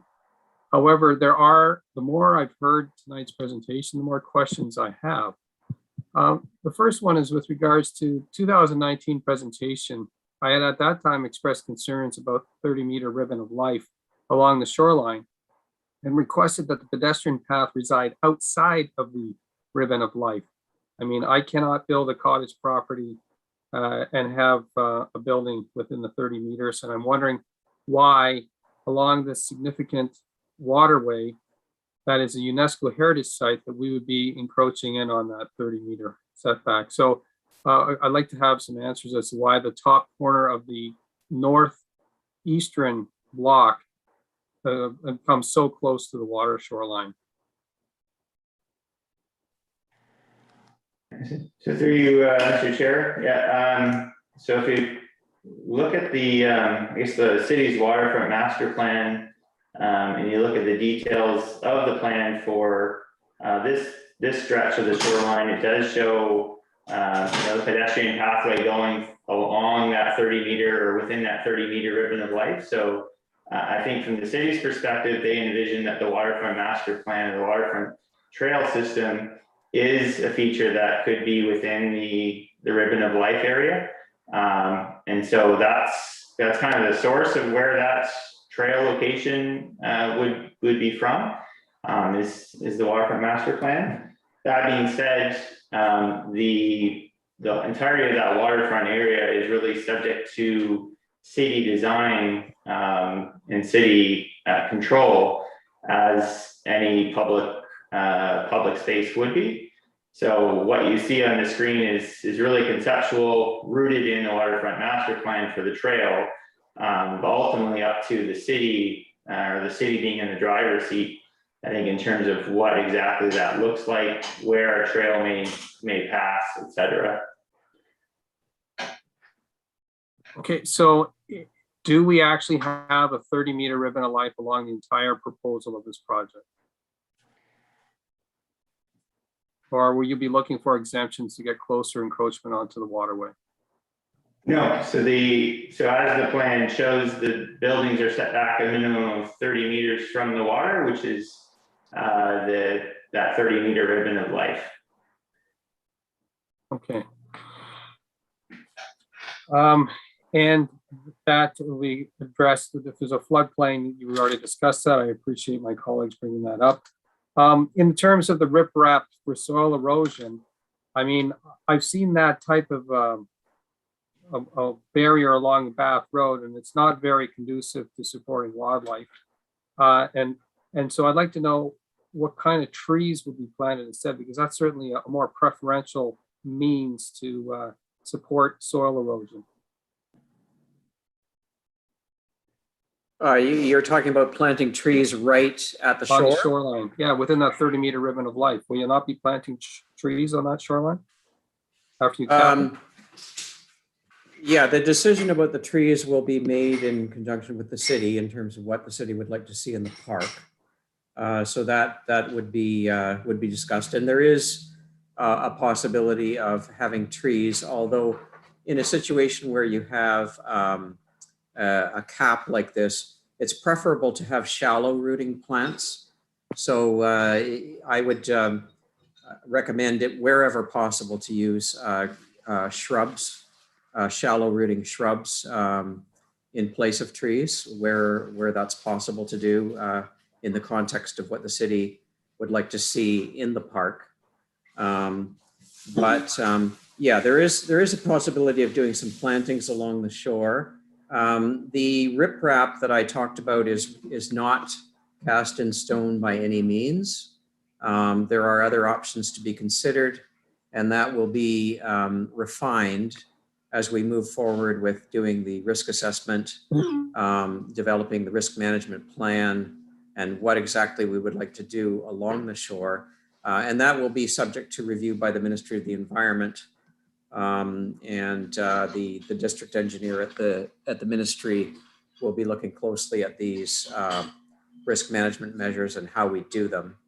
And there will also be consultation as well with the Conservation Authority and with the city. So I'll just say that the door is open to coming up with other alternatives to that. My question relates also to the study that's done. I think the research that, have you done any specific soil sampling research yourself, or are you looking at reports from 2014 from RMC? We've done extensive soil sampling at the site. So is there a significant amount of contaminants where the current shoreline exists currently? Yes, there's contamination all along that shoreline. Okay, and I'm confused because I hear that there's no leachate leaving the soil property line going into the waterway, but there's leachate or contaminants going through the marshland. So my question would be, if there's no contaminants going from the soil into the shoreline, why couldn't we just add additional compacted soil to the existing substrate and leave the shoreline naturalized, natural, not park-like with grass and shrubs? Just leave it as natural as possible. Why couldn't you do that? Well, I'll contradict or I'll sort of correct what you said before. There is an indication of contamination leaving the site along the shoreline. It's not only through the wetland that contamination is reaching the river, but also there's shallow contamination along the shore. And when you get a heavy rainfall or a storm event or a significant wave action, there's erosion of the soil that occurs and that goes into the river. So there, you can see in the images that there's sediment contamination all along that whole shoreline. So some of it has originated from that shoreline area. Okay, so that I guess to clarify why I was confused is because there's been comments tonight that the leaching's finished, it's done. So I was really getting confused on the manipulation of that fact. So I'm sorry for trying to ask for clarification on that. So if you're worried about soil erosion, flash flood events with the changing climate that we're seeing and with all these rain events that we're having now, when you have simple shrubs along the shoreline, I think they would be washed away much more significantly and quicker.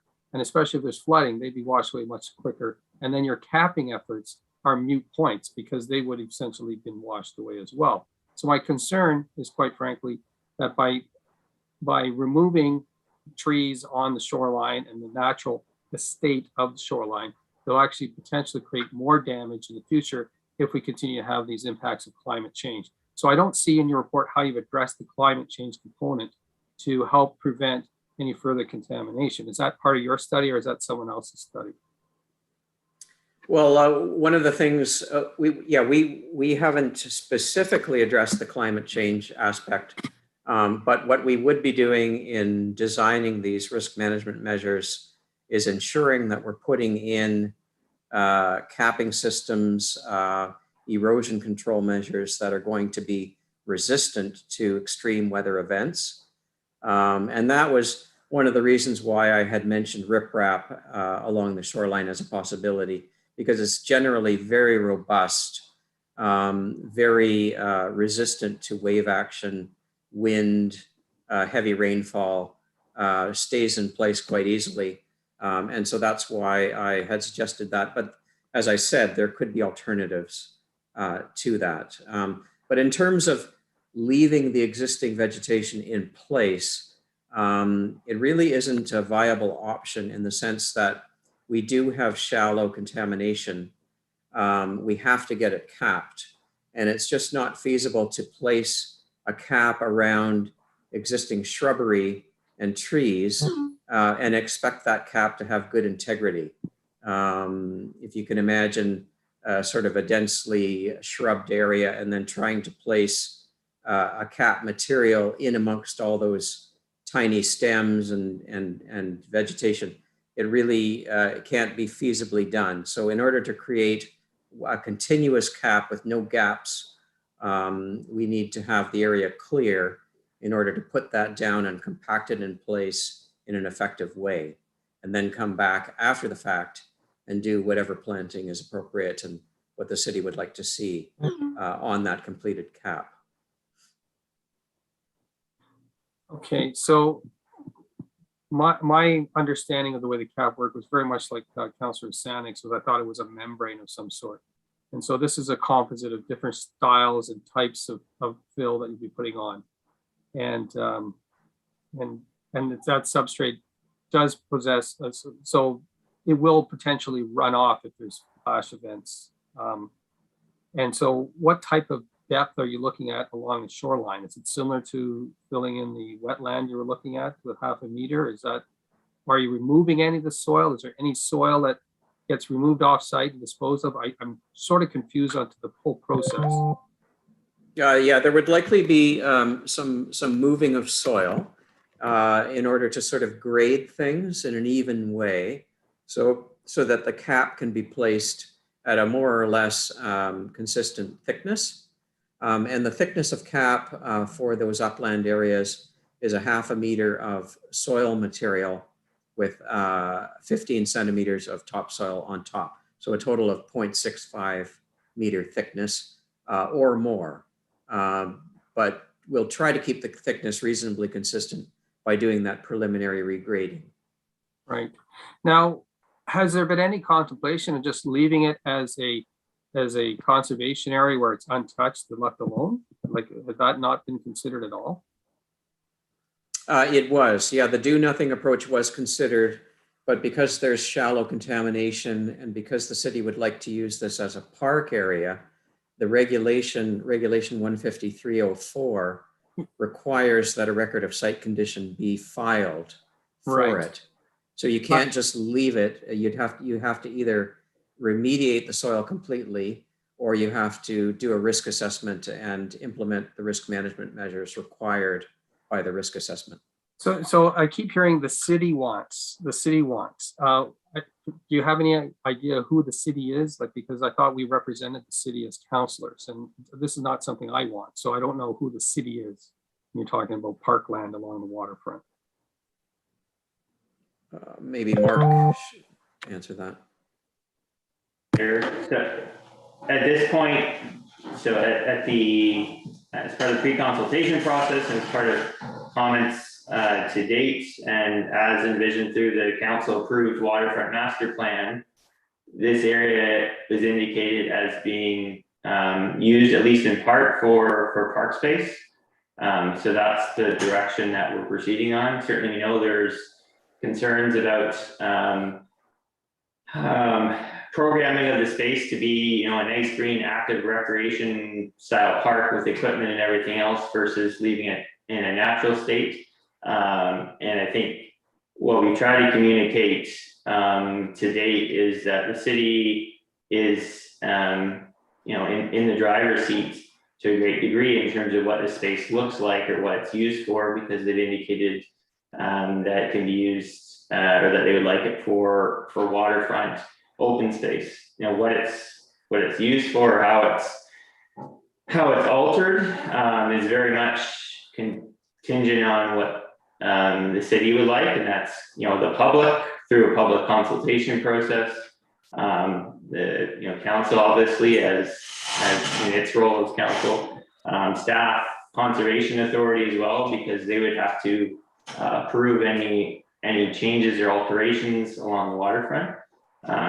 So just hearing these conversations and knowing the conversations that we've had with staff, when we've had some meetings with Parks Department, for example, and the Conservation Authority together, maybe there's some value in having a briefing from staff in terms of what the park space or what that waterfront space could look like.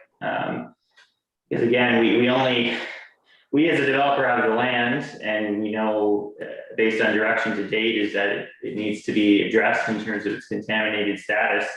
But the end result is not really in our control. So, and there's also the fact that, I'm not sure if Councilor Chappelle, you may have missed it at the start, we had noted that about 70% of the water's edge is actually in the control of the federal government. The approximate 30% of the waterfront is part of this property, but just from about the north point of the phase 1 building all the way up to the north end of the property, to varying depths, the whole waterfront edge is actually owned by the federal government. And so how that water's edge for about 70% of the waterfront is treated is at this point going to be determined through the federal government's cleanup program that we've been briefed on, or that the city has received briefs on recently. So there's that element to it as well, in terms of who actually has control over a vast majority of that edge interface between the water and land. But it's certainly your intention to remediate that 70% of that area along the waterway, correct? So through because we don't own it, we are not able to remediate it, or it's not our land, so we're not able to actually do anything with it. That is something that at this point is in the federal government's realm of control in terms of how they deal with that waterfront area. So I think council's received briefings from that project team in terms of what their initial ideas are for what the the Inner Harbor cleanup on the West Shore would look like. I think referring to that, and certainly there's a mutual interest in terms of, I think, between the city and ourselves and the federal government as to what the plan is along the water. But I think it's certainly a multi-stakeholder issue in terms of what that interface is between the water and any development. Thank you, Mr. Toy. While I have you to speak and answering to me, the question that I would like to know is, you've made reference, my Councillor Osanek and other councillors made reference to the Ministry of Natural Resources and Forestry and their disagreement with the idea of filling in the significant wetland or seeking some methodology of addressing that. And you've indicated several times that CCRA and the Ministry of Natural Resources have been in conversation with you and have requested that you remediate the wetland in this process. I'm wondering if you'll be able to share that correspondence with council, because I just don't see it. I'd like to see it in writing in black and white rather than hearsay. Yeah. Through you, Mr. Chair, if you refer to the Conservation Authority's comments on the very first application, you'll find there that staff directed that the applicant investigate remediation of the whole of the lands, including the wetland, as part of the project. And so that was where the idea of remediating beyond just a development footprint started. So if you refer to those comments, and I can, well, staff would have them on record, but I can certainly give you the date of the letter from CRCA staff with that written direction to the applicant to investigate remediating the whole of the lands.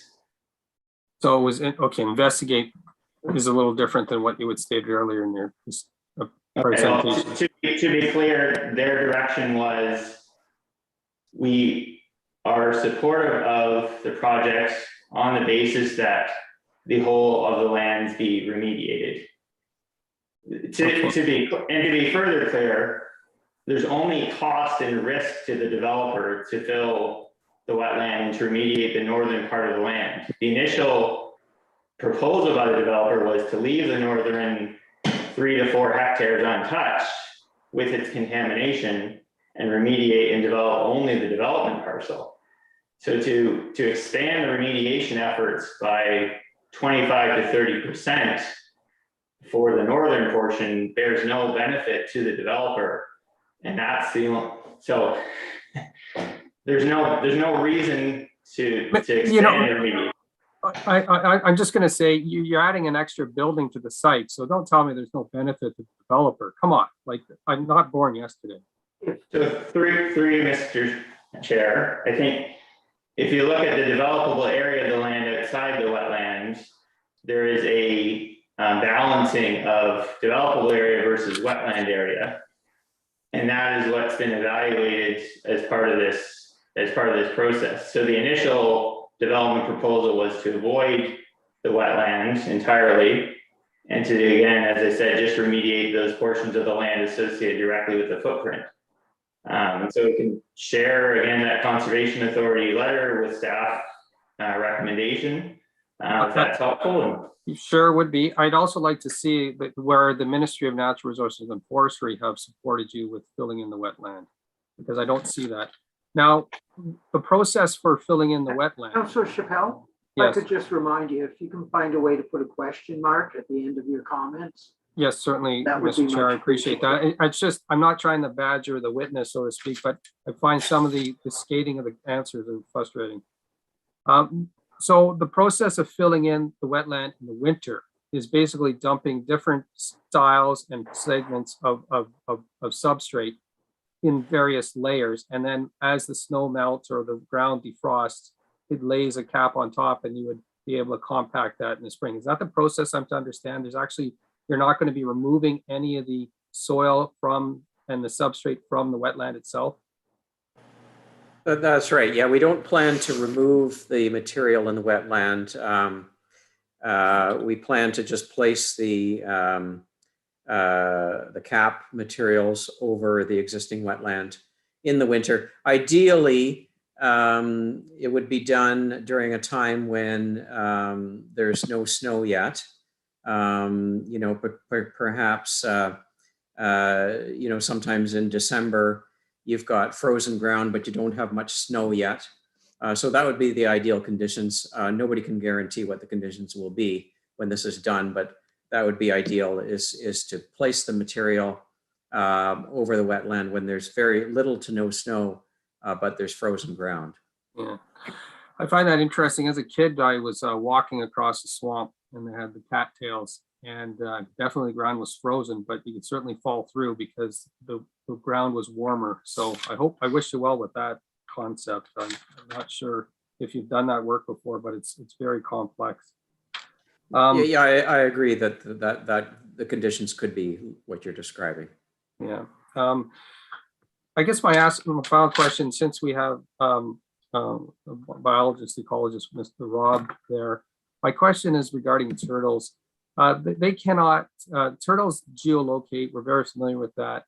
And I'm wondering if the biologist, ecologist representing this project is also the biologist, ecologist who represented the project for the development in going into Westbrook along Collins Creek there. I wasn't involved in that project directly, no. Okay, thank you. That gives me some reassurance. The aspect of the turtles, I am somewhat concerned with the basking. I don't mind the logs in the water. And obviously I'm more concerned about keeping a more natural, not naturalized grass greenscape, a more natural area. And I'm in hearing, and I'm just reflecting upon the fact that 70% of the lands is federal. Is there a potential that 70% of the lands along the waterway can remain untouched and be more of a natural habitat for aquatic species that need to access the land for nesting? The ribbon of life area as it currently stands is a couple things. It's heavily covered with garbage and burn piles. It's heavily covered with non-native invasive species.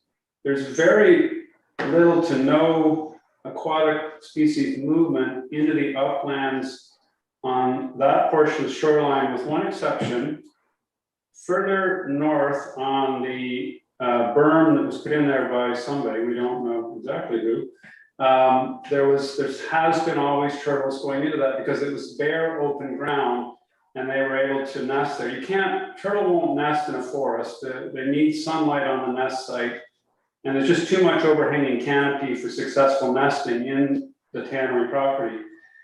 There was another area of filling that was a past developer, I believe, in an attempt at some sort of contamination attenuation. We walked that today. I took a group of people out on there. And this year, for the first time, I've been on it many times, the first time I noticed some turtles have taken advantage of that area.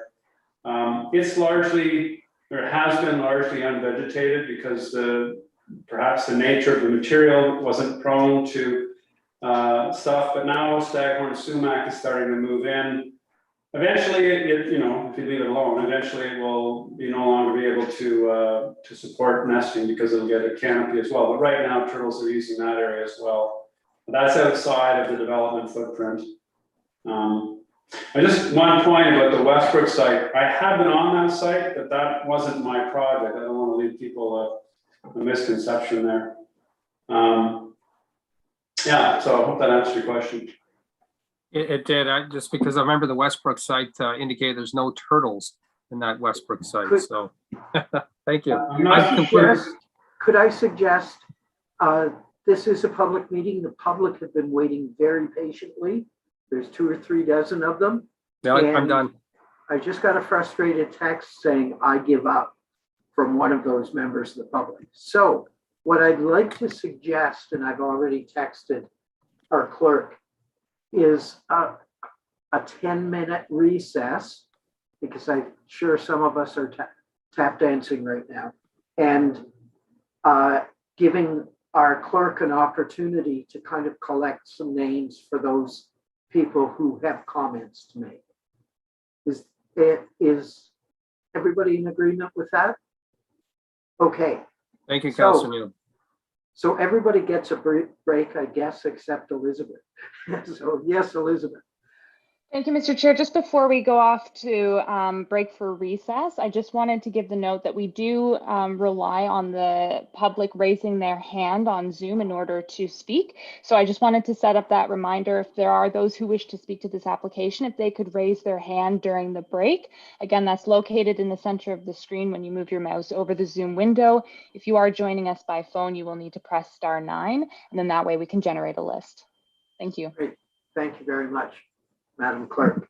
So 10-minute recess, so we will be back at 8:50.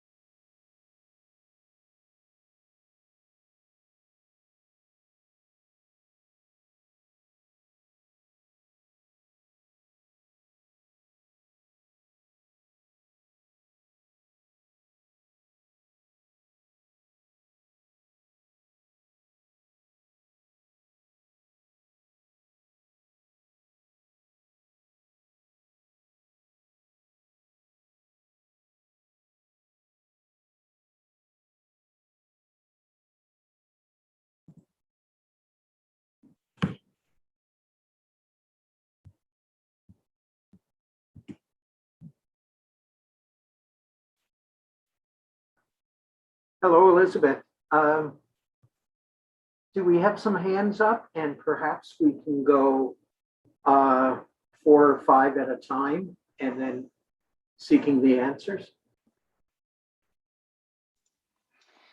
Absolutely. Yes. Thank you, Mr. Chair. We do have a number of hands raised, and we've got a list prepared to go here. Just before we go over to the public, would you like to explain how we'll be receiving the comments, or would you like me to?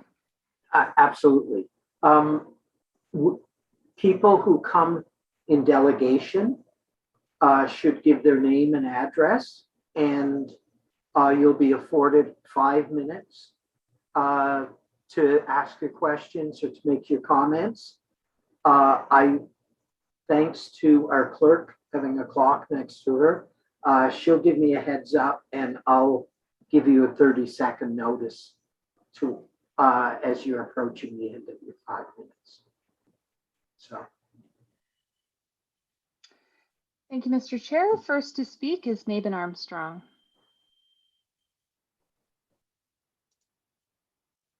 Yes, Mabon Yeah, Armstrong. sorry about that. I'm here. No Thank you very problem. much. And I first want to start to say that if I go a minute or two over time, I really don't want that challenged. After the way this evening began, I think that's only fair because this is a public meeting. And it is indeed, but we have I will rules respect. We do have rules of order. And that I I'll understand, give but the rules were broken by close to 50 minutes at the beginning of the meeting. So I am not going to challenge that. I'm just going to say out of respect that if it's a minute or two, then that should be allowable. I will give you the notice the importance of- same way I give everybody a heads Thank up. you. I appreciate you being here, and your 5 minutes is beginning right now. If you can give your address as well. I actually live on Amherst Island, but I represent the myriad of declining turtles in the Kingston area. That's my accreditation as to being a citizen of the city of Kingston. I appreciate that. What's your address on Amherst Island? Just so that staff can something that was contact given out you if necessary. 5115 Front Road in Stella. Thank you. And your time is beginning now. Thank you. I'm going to read because I don't want to miss any of the points that I would like to make. I just want to thank you for the opportunity to address this crucial issue. I have given many delegations defending the diminishing turtle populations in the Kingston area. Basically, I have nothing new to say in reference to the turtle's survivability. You will hear the word survivability several times in this presentation because it is at the essence of what is being addressed in this development proposal. The only thing that has changed with the crucial issue of the survivability of the most imperiled vertebrate species on the planet is that it has gotten worse. The numbers have continued to decline with habitat loss, road mortality, poaching, boat strikes, bycatch issues, and the list goes on. Habitat loss continues to be the main reason for the decline and the key factor in this proposal. The facts have not changed. The importance of protecting the turtle populations because of their positive impact on human health and the environment remain the same. Turtles are a keystone species. A keystone species is one which has a disproportionately large effect on its natural environment relative to its abundance. Their contribution to the scale of biodiversity is incomparable. If something happens to them, the impact will be far-reaching, much more than what first appears. It would be like trying to climb a ladder that is missing rungs or trying to fly a plane that is missing a number of key rivets. That's the importance of the role that they play. Turtles are our key water cleaners. Interesting in this situation because of the vast amounts of bacteria-producing organic material they consume. And remember that only 2.7% of the world's water is a freshwater source, most of that in Canada, 20%, with most of that in Ontario. Any initiative must first be measured by its integrity. What is the intent? Intent translates to the application of values. In this situation, respect for a species that has been on the planet for more than 220 million years, a species that humbly serves us by maintaining the quality of our fresh water sources and asking nothing in return but its survivability. A species that we have sent down the road to extinction in less than 50 years. The indigenous sacred teachings refer to the turtle as the seventh sacred teaching, which is to know and understand all of the seven sacred teachings: wisdom, love, respect, bravery, honesty, humility. The turtles of Kingston Inner Harbor are in a very precarious position. They cannot sustain any more hits that jeopardize their survivability. They have already been impacted by the implementation of the third crossing. They stand to be seriously affected by the proposed cleanup of the Inner Harbor. The preservation of the shoreline of the proposed tannery development is crucial to their survivability. A shoreline that must be kept natural, not naturalized, meaning it will look tomorrow exactly as it looks today. The turtle populations of the Inner Harbor will not survive alteration or the eradication of this shoreline that they have been using for decades as an essential basking and nesting location. Basking is essential activity.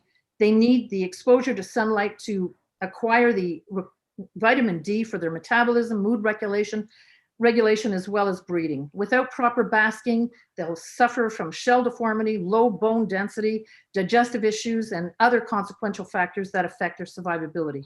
The presentation proposes basking alternatives with an unrealistic timeline. What happens to the turtle populations while the remediation practices are taking place, as Councillor Osanek made reference to? They are to be evicted for a construction season. They do not survive relocation. Turtles are known to nest at approximately the same location from year to year. Turtles nest on shorelines, not in water. No reference has been made as to mitigating the efforts for the nesting, required nesting of the turtles in that area. The ribbon of life is exactly that. It is a ribbon of life. It is not meant to be a parkland.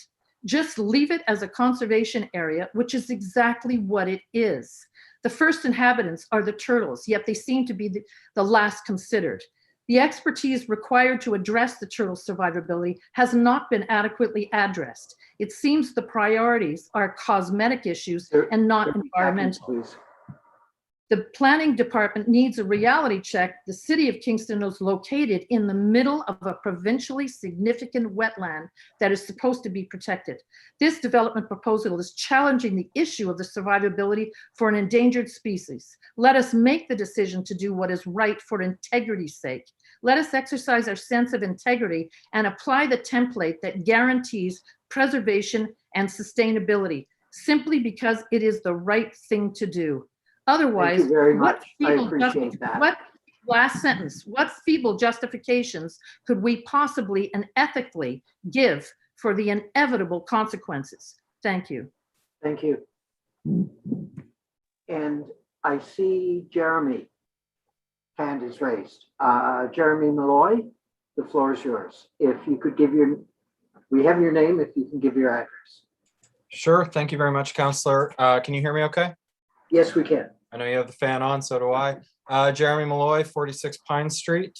I am tonight speaking on behalf of River First YGK. We are a group that formed after the April 6th meeting of council to advocate for the community of people concerned with protecting the long-term health of the Cataraqui River during and beyond any remediation, as is being discussed right now by Transport Canada and the city. So therefore, I'll focus tonight on our major concern: how this proposal on the tannery lands might impact a provincial remediation of the river by Transport Canada, specifically the long-term effectiveness of that remediation. Of course, as you know, we are still very short on specifics over what an Inner Harbor River remediation would look like, but in our discussions with experts and people who have carried out similar river remediations in other communities, one thing that is paramount is the importance of source control. We need to make sure that the river is not still experiencing contamination from brownfield sources, because to do so after a river remediation would render that river remediation moot, because the tap would still be on, so to speak. So any remediation here, in our view, needs to be done as effectively as possible, because it will directly affect the efficacy of a remediation by Transport Canada that could cost over $70 million and that people have been working towards for probably decades. The city, I would also point out, is making a gigantic investment here, and if we do so, there will not be another chance to get this right. It may certainly be appropriate to incentivize a private party to ensure this remediation happens, as CRCA has said. However, we do not believe it is appropriate to commit to a planning proposal without seeing the complete details of the remediation plan, seeing what the province has to say about it, and have strong confidence of that remediation plan's success, and also knowledge of it being effectively coordinated with a river remediation by Transport Canada.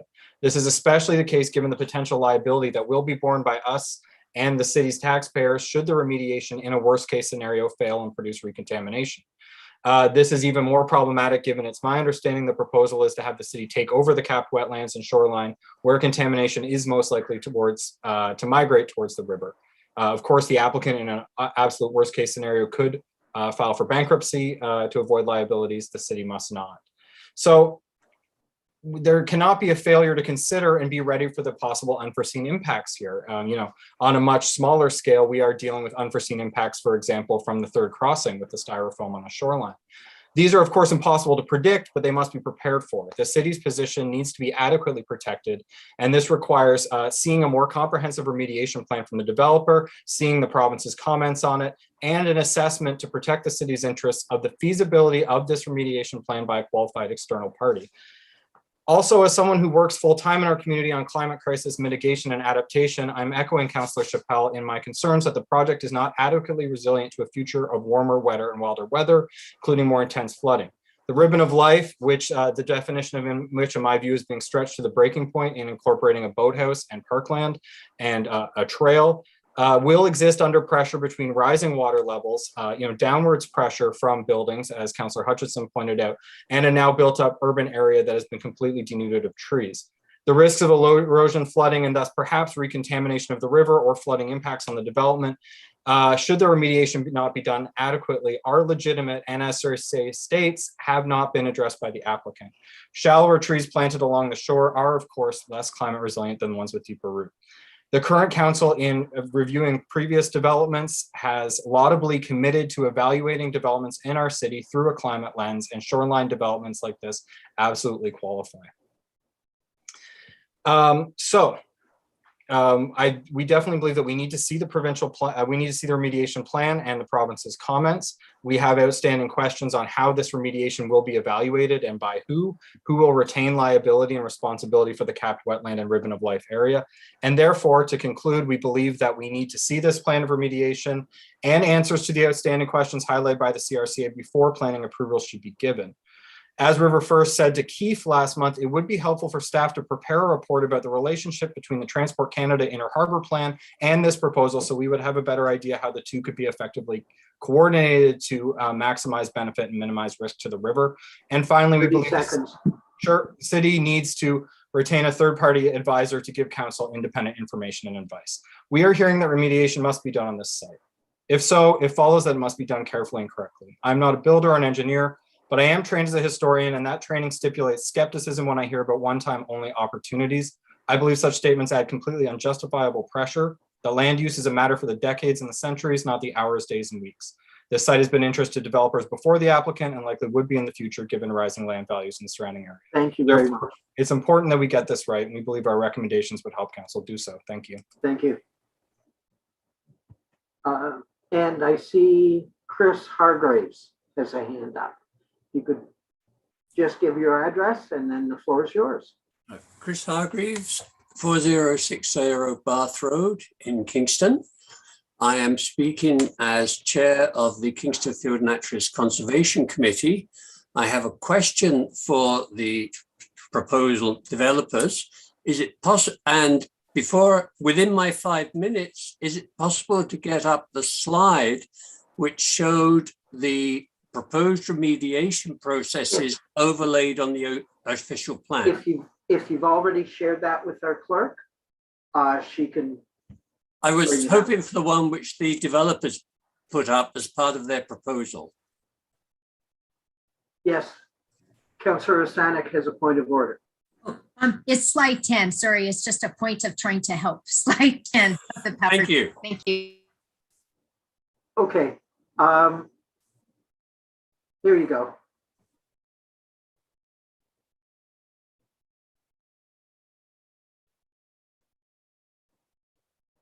Can you I identify will keep, which is your slide that you wish to post? that wasn't my screen. That, Yeah, it's, everything has to go through the clerk or the staff member. Unfortunately, you can't bring it okay, up. I will speak without the slide. I've spoken. The clerk wants to speak. Pardon me? Sorry, Mr. Chair, we do have the slide ready and available, and Mr. Hargreaves can continue. Oh, okay. Okay, That's fine. thank you very I wasn't much. aware of that. Sorry. Your time will begin now. Okay, thank you. I have spoken at Planning Committee on several occasions before. On developments like this, there are a huge number of questions. I appreciate how many issues are involved. I tend to focus, as on behalf of the field naturalists, on the environmental protection areas and protecting them. And as a result, I am very pleased at the number of questions which have already been asked by councillors with regard to the wetland and the environmental protection area. The one question which has not been asked or posed with regard to the EPAs is the northern boundary of the tannery site, which is a straight line. And on the south of that, the developers are proposing capping the wetland and the EPA, but the EPA continues north of the boundary of the tannery site. So on behalf of the EPAs, I would like to ask the developers what the boundary, the physical boundary, will actually look like under their proposal, and what impact will all the work south of the boundary have on the environmental protection area north of the boundary. So thank you. That's my question. Thank you very much, Mr. Hargreaves. And now I see Annette Burfoot has her hand up. The floor recognizes you. If you could just give your address. Thank you, Mr. Chair. My name is Annette Burfoot. I'm Secretary of Building Kingston's Future Incorporated, and tonight I'm speaking on behalf of that corporation. My address is 74 Regent Street, K7L4J7. Building Kingston's Future, Inc. is an Ontario incorporated not-for-profit corporation whose objects include promoting the value of the City of Kingston's stated goal of being a smart and livable city by promoting human-scale streetscapes, access to the waterfront, active transportation, and resilience. Our aims echo the 6 strategic priorities set by Kingston City Council at the start of your mandate: create a smart city, invest in infrastructure, plan a livable city, green the city, advance a vibrant waterfront, that means alive, and foster open government. I would like to refer you to our submission to Planning Committee on March 8th, 2018, which linked our comments on the proposed tannery development to these strategic priorities. Many of the same questions remain unanswered. We appreciate that this is a complex and challenging site to develop. Contamination from past uses must be managed to enable people to live on the property safely and to ensure that contaminants do not find their way into the Cataraqui River. The letter from the Cataraqui Conservation dated January 18th, 2021, which, by the way, does not seem to be on the city's dash system and was provided on request, questions the feasibility of the project. Along with many questions and concerns, the letter most importantly says that, quote, since the feasibility and effectiveness of the proposed remediation approach is key to the overall feasibility of the development, it is our opinion that further assessment by qualified experts is warranted at this time. Further assessment of hydraulic and hydrologic impacts and the efficacy and overall feasibility of the wetland remediation. Sorry, approach is necessary before staff would be at an appropriate comfort level with planning approvals proceeding. End quote. Despite the statement that the province will take on the remediation plan review, this planning application is premature. The detailed remediation plan is necessary to know what can possibly be safely built here. Remediation plans are likely to affect building options. Given that planning committee is faced with the planning application for official plan and zoning bylaw amendments today, we have these questions. The proposal to cap the wetland will result in the loss of 16,855 cubic meters of floodwater storage. How is the water from extreme rain events, snow melt, etc., going to be managed?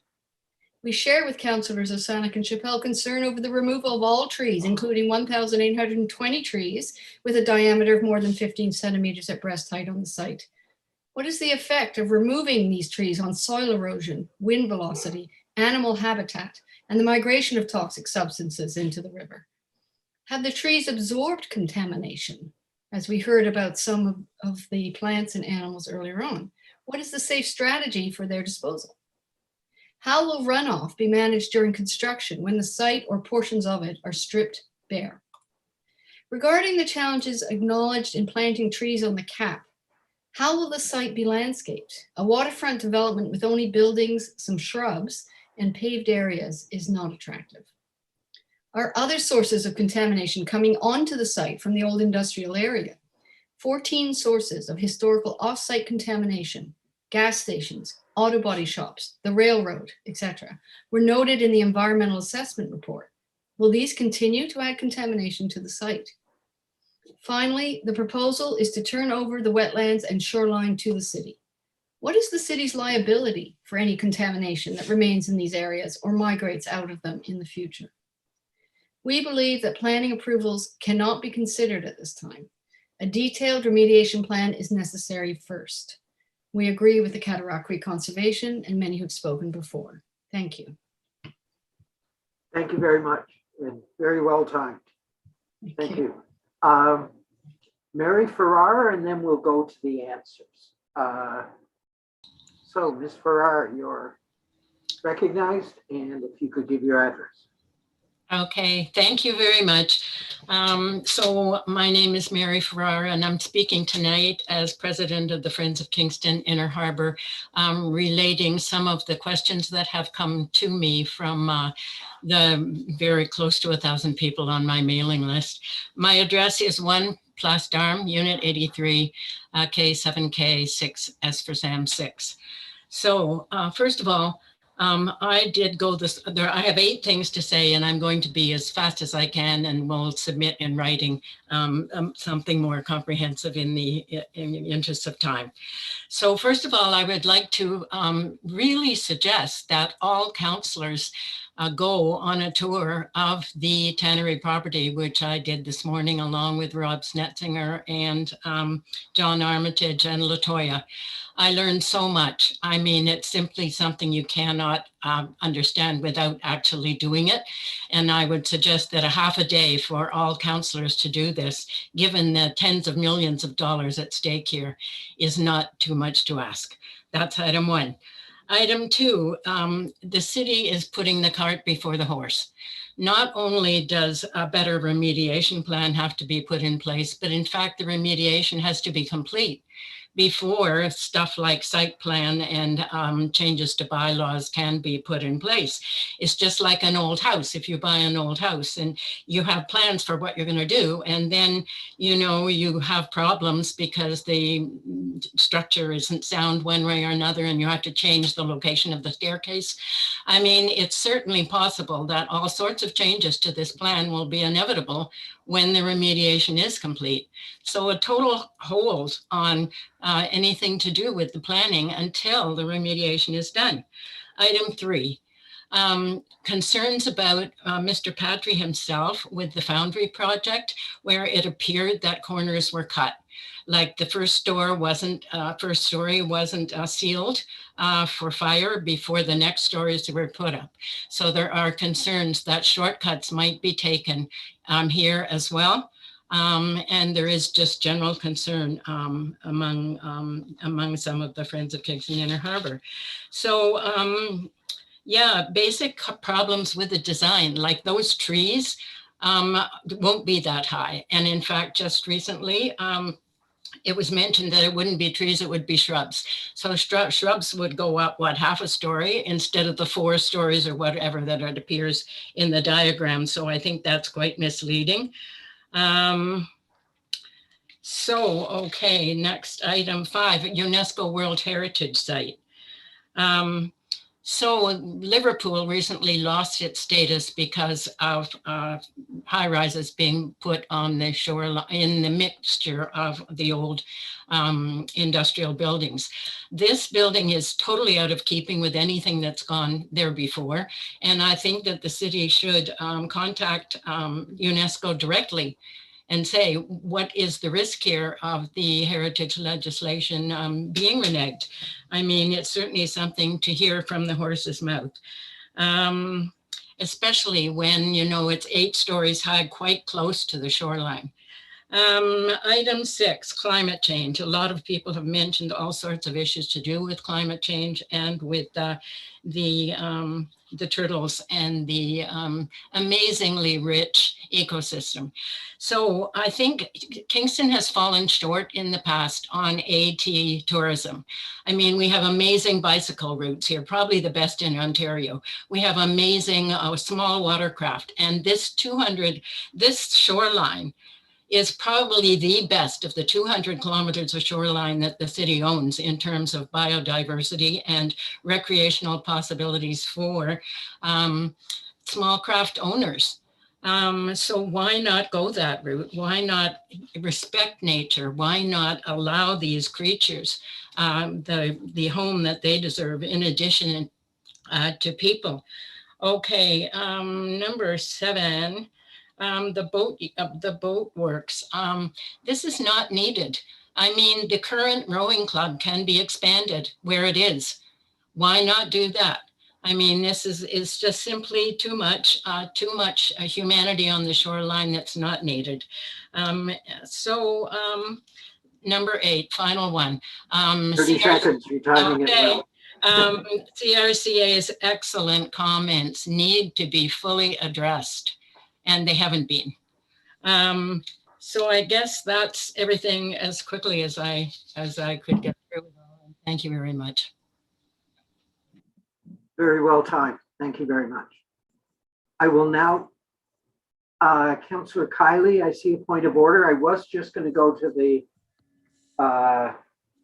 planners to respond to those, but. Yes, fair enough. Really quickly through you, Mr. Chair. I'm wondering if after they've responded, if you could maybe do a 2-minute overview of the process. Just we're hearing a lot about planning permissions, and tonight is just a public meeting as opposed to any decision that committee is going to take. So perhaps that could be beneficial. Thanks. Yep, I'm happy to do that. So, who would like to speak first to the questions asked or the comments? John, do you want to speak to the Sure. I think I can cover, most of the questions weren't really addressed to my area of expertise. Mary's questions, points she raised can be covered under my response to Ms. Armstrong's comments. So just to clarify again, the turtles do not nest on the Patriot lands that they hope to develop. They do nest on the government berm to the north, primarily because it's open, lacks vegetation, it's got the right kind of substrates for nesting purposes. So we're not taking nesting habitat away by building in an area that people, I think, the turtles nest in. Again, as I said, they need a couple things for successful nesting. They need the right substrates, but more importantly, they need sunshine on those nest sites, which is not present on the heavy overstory of the Patriot lands. Even if they did manage to, they could get in there and they found a little spot and said, I'm going to nest here. There's also the problem that the soils are contaminated. I'm not sure how that would affect the survivability of the eggs, but that's not an issue, I don't think, because of the unfavorable nature of the habitat. By all means, Ms. Armstrong points out correctly that turtles do need, especially map turtles, do need to bask to be able to complete their life cycle. So she made some correct points there. The interesting thing there, and I've said this earlier about the random nature of a tree falling in the water. If the trees hadn't fallen in the water, the turtles would not move there to bask. So this event has been favorable to the turtles. It's also favored the population. If not for that basking, the population might be lower just by the mere chance event that a tree fell into the water. That can be easily reproduced. And as I said, there's lots of research on this. There's lots of examples throughout the world where this has been done. We can create habitat basking features removed from a direct sight and sound impact area for that first season. So it is possible to supply basking during the initial phases, the messy bits.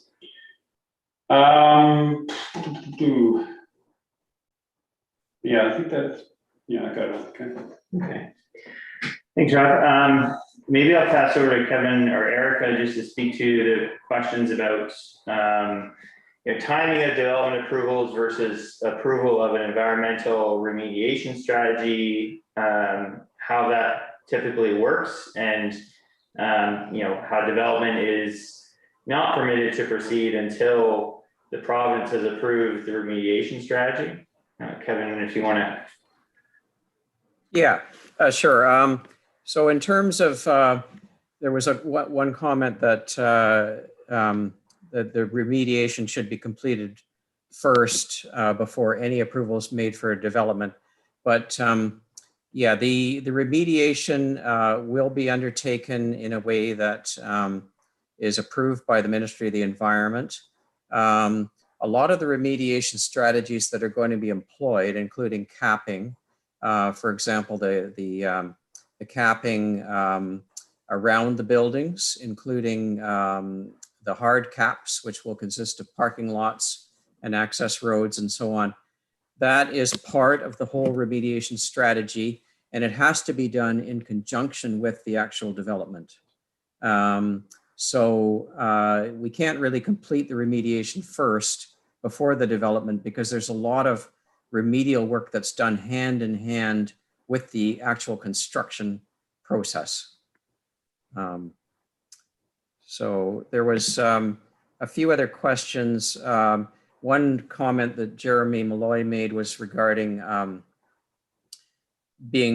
making sure that the remediation is done to prevent the recontamination of the river, and that is something that we definitely are focused on, as I commented on in some of my earlier presentation and comments. That's one of the key objectives of the remediation, is to undertake the capping in such a way that it will prevent the recontamination of the river, and it will all be approved by the ministry.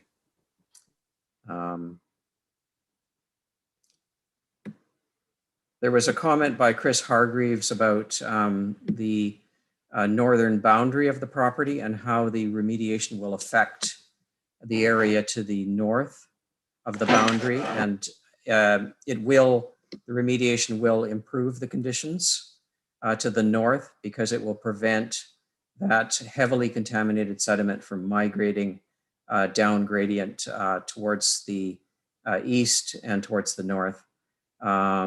So it will only serve to improve that. Now, are there any other questions, Mark, that you'd like me to address? No, I think that was it on my list with respect to remediation. I think the only other comments I'll make at this point, just in response to two questions, is just, it may be preempting Councillor Neal's response to Councillor Kiley's suggestion. Is just, this is a public meeting. We have, we've been in this process for just over 3.5 years, and as it's been said, it's a complicated site, and there are rounds and rounds of comments, responses, adjustments that are made, and we're not at a point now where any decision or recommendation is being made. It's a public information meeting, and there are still going to be comments outstanding. So we are working to address those. And yeah, that is part of the process that we're in. Thank you very much.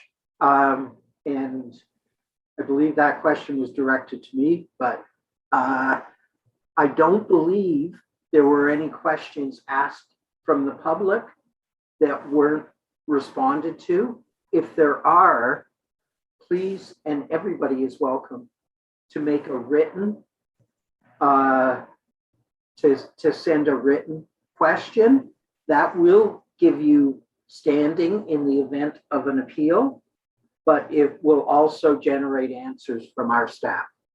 So you can send that to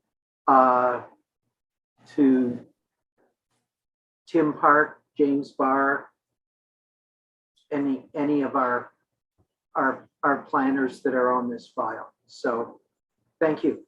Yeah, the public meeting, and this is the second one, I believe, on this project, is an opportunity under the Planning Act for the public to make their opinions and their questions known and to seek clarity. Now, our staff will now take all of those questions and will continue to work with the proponents to get those questions answered. And sometime in the future, and with this complex plan, it may be a while, that there will be a comprehensive report with a recommendation coming back to seek more answers or to say yay or nay to the project. But it's, I apologize, my dog wants out. But it will be left up to council to make the final decision. Is that the information you were looking for, Councillor Kiley? Thank you very much. And Madam Clerk, are there any other members of the public with their hands raised? Yes, Mr. Chair. Next on the list is Gavin Anderson. Gavin, the floor is yours. If you can just give your address, and 5 minutes is yours. Thank you. My name again is Gavin Anderson. I live at 702 Newmarket Lane here in Kingston. Clearly, there are some enormous challenges that lay between this project and the developer's ability to break ground. Could I ask you to move a little closer to your microphone? Okay, I'm as close as I can get now. I think, can you hear me? That's much better. Thank you. Okay. So I think that the big issues have been well addressed. I have three smaller concerns and questions that I would like to present at this time. One is with respect to the standing water on the southwest corner of the tannery lands, which I think is close to where the actual facility was. Anyways, I passed by this body of water. It's a small pond, 2 or 3 times a day. It's permanent. It's not a huge lake or anything, but my question is, what's the source of the water in this small pond? It's upland. Where does it drain to? What feeds it? And how is that going to be resolved other than just filling it in? Secondly, I have some questions about the infrastructure and parking associated with the proposed boathouse. It's hard to get a sense from the renderings and from the maps as to how vehicles will access the boathouse, where users will park. I understand, I mean, there's trailers with long boats that are put into the water. So my question is, how does the developer propose to provide access to this without further compromising the ribbon of life? And finally, it's a comment with a question buried in it. And that is, I noticed there was a very brief reference to bike parking and a request for a reduction in the requirement of the bylaw. And I guess my question is, what's the rationale? What's the purpose in asking for a reduction? And I would remind people that this development, if it comes to life, is going to be on one existing trail and perhaps a second if the waterway trail is created. We've seen in the pandemic a big uptake in the number of people that are using bicycles, particularly on the trails. I use that KMP trail every day. It's my main commuting line between my home and downtown. So it seems to me that it would be in the interest of the developer to have more parking available, because I think it's going to be a draw that people can live in this development and roll their bicycle out of storage onto a trail and ride to Sydenham or Napanee or Yarker or just downtown. And that goes for temporary parking as well, because I can see with the heavy use that the KMP trail gets, that if there's a commercial zone with an ice cream shop and different facilities like that, I can see that being a heavy draw for people who are either using it as a destination, let's ride over to this place, or riding through and want to stop. So my question is, what's the rationale in asking to compromise bike parking, both permanent storage and temporary use, at a time when the city is trying to promote active transportation, and at a time when bicycles are more popular than ever? Those are my questions and comments. Thank you. Thank you very much. Are there any other hands up? Yes, Mr. Chair. Tara Boyer is the next on the list. Ah. Hi, can everyone? Hi, can everyone hear me? You loud and clear. Perfect. Hi, everyone. Thank you. My name is Tara Bauer. I live at 3352 Van Order Road in Elginburg, just on the edges of the city of Kingston. I'm a hydrogeologist with experience in research, consulting, and conservation related to contaminant hydrogeology, development proposals, water budgets, and for provincially significant wetlands, as well as low impact development stormwater management. I represent just a concerned citizen in the city of Kingston, and I wanted to speak on two main points today. First, I wanted to highlight to the city that this development and rezoning proposal presents an amazing opportunity to set an example for positive environmental and sustainable development within the province. And secondly, to outline concerns on rushing decisions without adequate information. And it has been raised through this entire meeting that there are many questions and unknown answers that all of us have. I moved to Kingston in October 2020, and I'm excited to live in a city that says they're dedicated to sustainability. And this proposal presents the perfect opportunity for the city to prove that that is your true intention by ensuring a scientifically sound remediation effort for the contaminated lands, by enforcing the protection of lands that are already recognized as environmentally significant, by requiring adequate replacement of ecosystem function that is lost through the development, and by requesting minimal footprint development with use of low impact development technologies and methods, just to name a few. But in order to do this, to set a positive example and ensure sustainable development, changes to the proposal are needed, and more information and studies should be completed before decisions are made by the city. Other organizations that we've already talked about today, such as the Cataraqui Region Conservation Authority and the Ministry of Natural Resources and Forestry, have articulated their concerns with the proposal.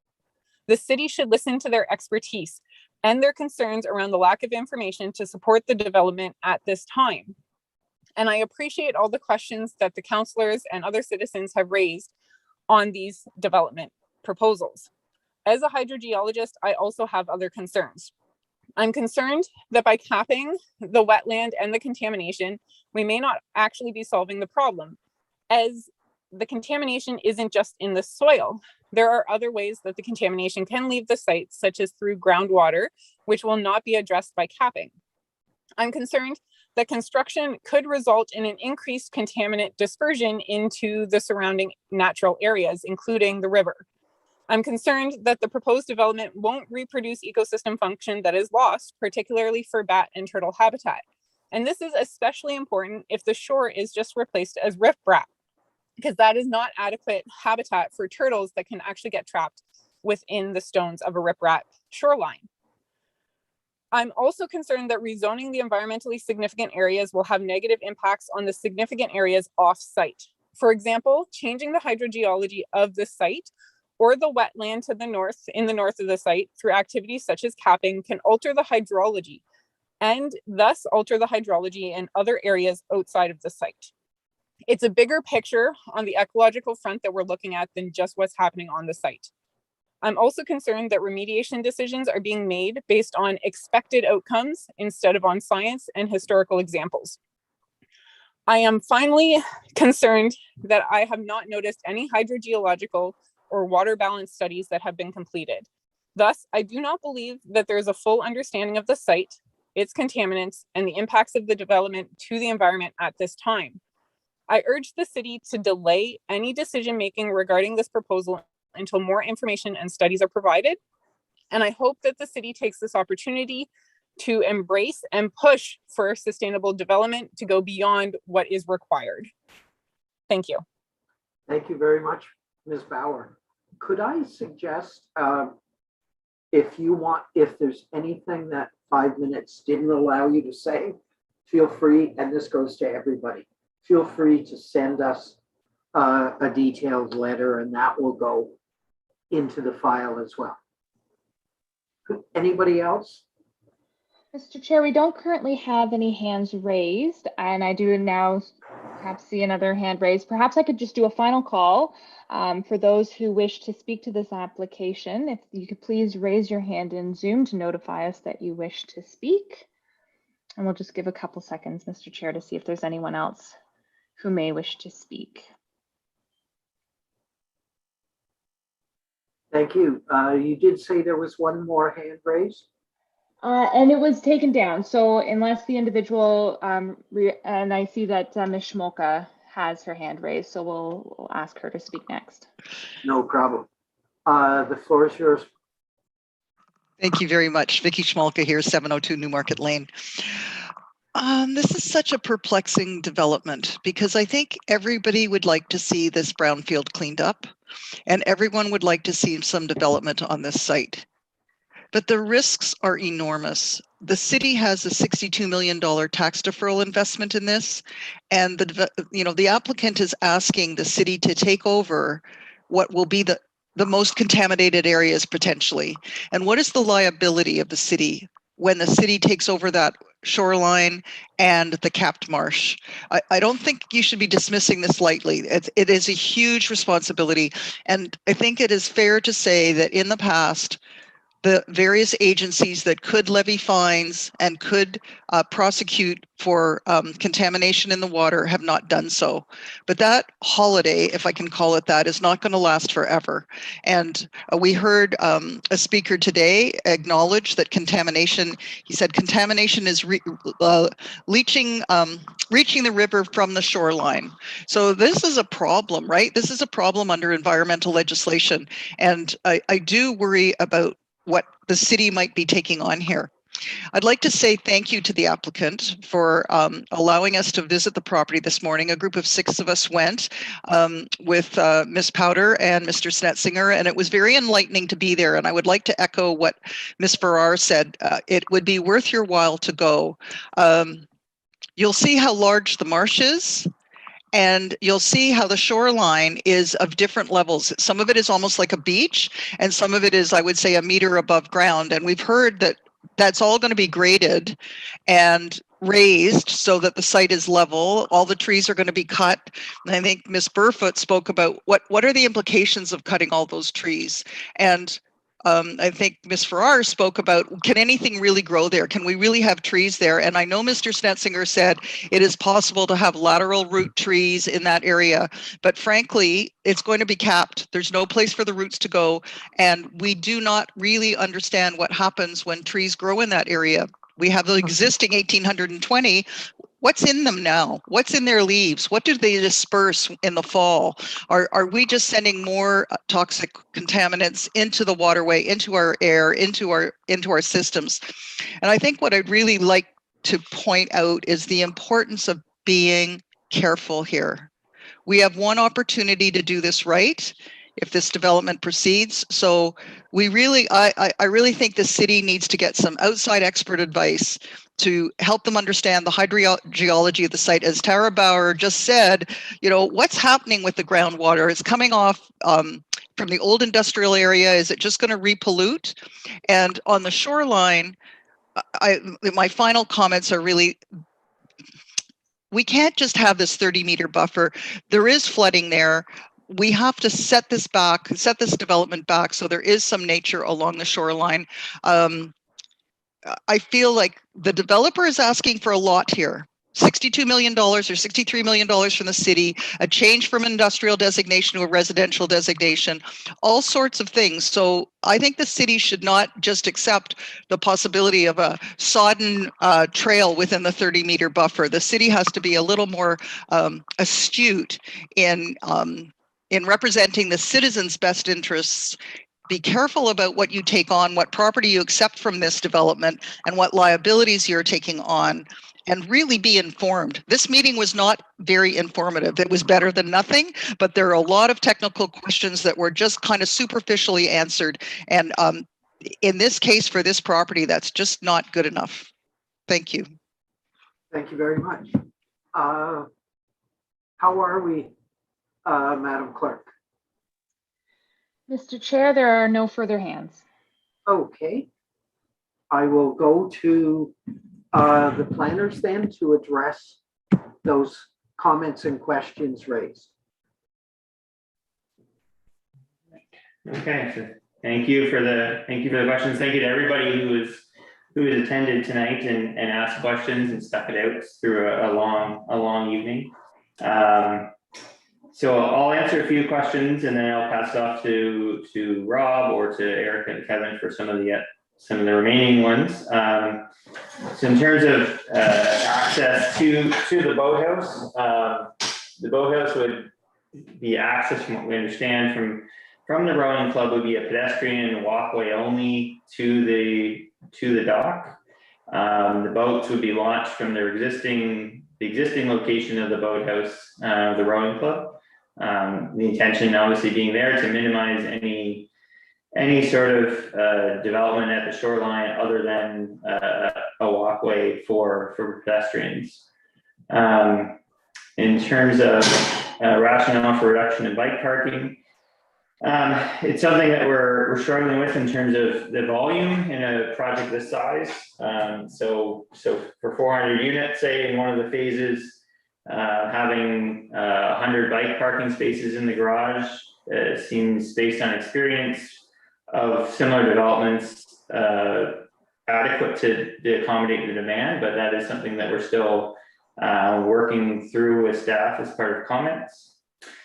In terms of Ms. Smoka, some of her comments, so with respect to the capped areas in the parkland or open space shoreline areas, the city has different ways in which it can make use of open space, and that is either through accepting ownership of those spaces or taking an easement over those spaces where they don't own the underlying land.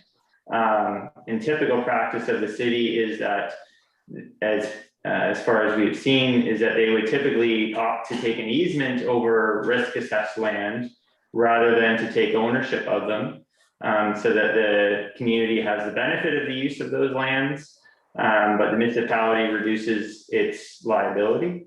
So I think, just to clarify, that's something we expect to have commentary on from the city, but that is the likely or the typical approach to these types of situations. So that would then remove risk from the city. I think I'll pass maybe on to Rob in terms of, let me just see here. Yeah, Mr. Anderson's questions there. Just a quick comment. It's only the part that got my attention. There's other things here that maybe somebody else want to comment on. Mr. Anderson mentioned a pond at the southwest corner. There is no pond at the true southwest corner. There is a stormwater outflow north of the southwest corner. that flows north and then eventually makes its way into the river. He may be talking about that. Ms. Schmolka today told me that beavers have been in there since I've been in there and have made it wetter, so that might be, they might be damming, so any stormwater outflows going in there are held back by the new beaver. There is a pond in the northwest corner, and I'm not sure if that's what he meant. It's on the government lands. It's a permanent pond. It was created when they brought in fill and they deposited rocks and whatever to create the berm. And for whatever reason, they forgot to fill that last little hole. So it's surrounded by fill. XCG did a hole there, a study hole, and found that that little pond was highly contaminated. So it's bringing up stuff from below. And when we had that high water level 2-3 years ago, that pond was directly connected to the river. So that was an example of where you can get these pulses. You know, it's not always contaminants moving all the time, but you can get pulses, which Kevin alluded to, where you can get an event pulling stuff into the river. So I hope that addresses his question. Just a final point about turtles. I know it's an important topic for a lot of people. In my EIA, I mentioned that it was conceivable that the shoreline area, the ribbon of life, could be structured in such a way to support turtle nesting, where it doesn't occur now. We've all tiptoed around that because the management of the ribbon of life will be under the city's jurisdiction. I'm all for putting in turtle enhancement structures there, turtle nesting structures, but you can't really speak on behalf of the developer, because once that land is ceded to the city, it's really up to the city to decide whether they want to maintain a turtle nesting management program there. I mean, sure, there's lots of volunteers in the city would be happy to support that, but it's not really my understanding. Correct me if I'm wrong, it's the developer's responsibility. Okay, and I think just last, maybe Kevin, if you want to speak to Ms. Bauer, she had a few points about groundwater movement of contamination, runoff, et cetera. So if you want to just touch on those.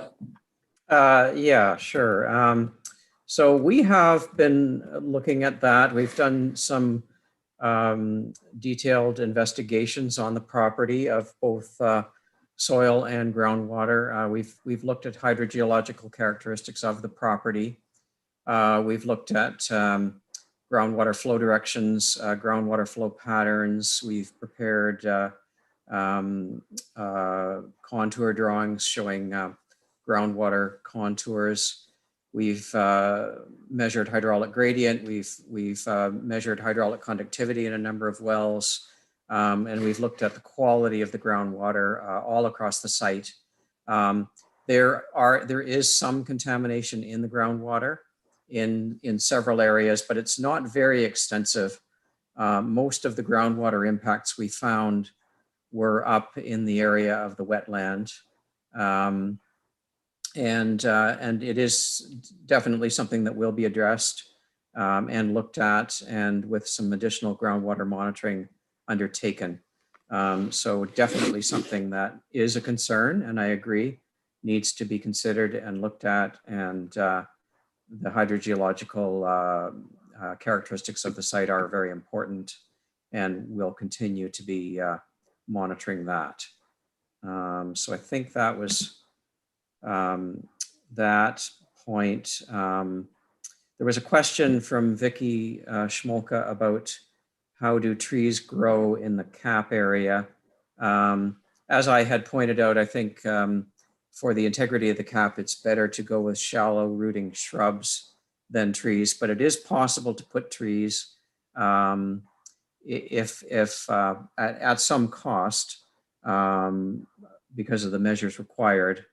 But you can create essentially a root ball zone for the mature tree using a geotextile material at the base to prevent the roots from penetrating too deep, and essentially removing the contaminated soil from the zone where the root ball will be. And so as a result, because of the cost associated with the geotextile and the removal of the contaminated soil, it's preferable to avoid having too many trees due to that, and to try to stick more with shallow rooting shrubs that will be able to grow in the cap itself without a risk of the roots penetrating below the cap. I think that covers the questions that I had noted down. Thank you.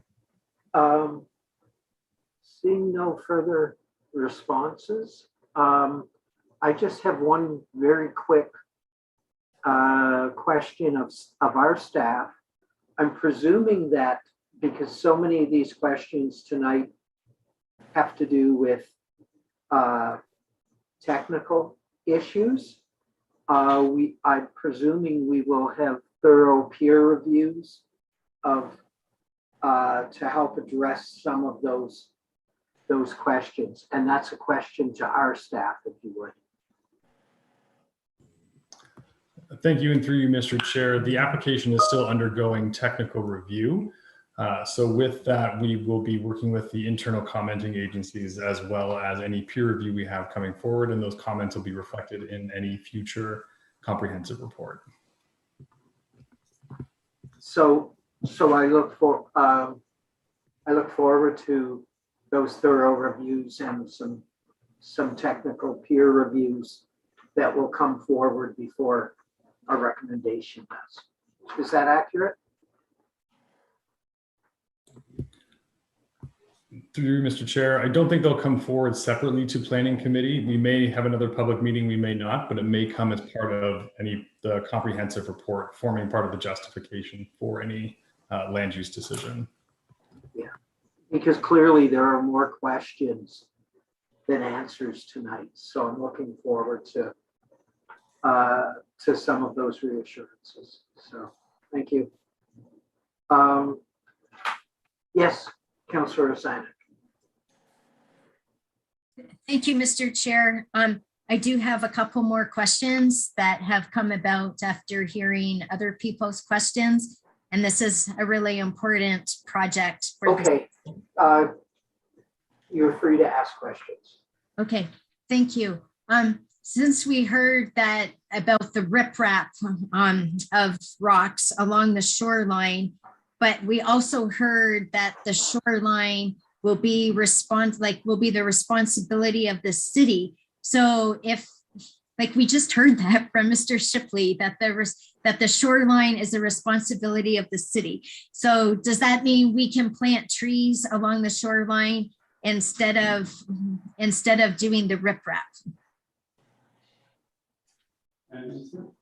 Who would like to respond to that question, I guess? Kevin, maybe you want to answer this. I mean, I think it relates really directly to what the province, what the Ministry of the Environment would accept as an appropriate cap. Yeah, so certainly it's up to the city to decide how that land will be managed. As the ultimate owner of the land along the shoreline, the city will be required to comply with the certificate of property use. So the city will have to make sure the risk management measures are properly maintained and that various procedures are followed to protect the environment and control risks to human health and to the environment. And so basically the city can do what they want with the land as long as they would comply with all of those requirements. So if you decide, for example, to plant some trees, you can do that as long as you make sure that when the tree is planted, the procedures are followed to prevent the tree roots from posing a risk to the cap integrity, and that you won't be exposing contaminated soil in planting that tree and not managing that soil properly. So you just have to have proper soil management, proper management of any groundwater that's encountered. The root ball of the mature tree needs to be provided for in planting that tree. and measures taken to make sure the roots don't penetrate into the contaminated area. So yes, the answer is yes, the city can plant trees as long as the proper rules are followed.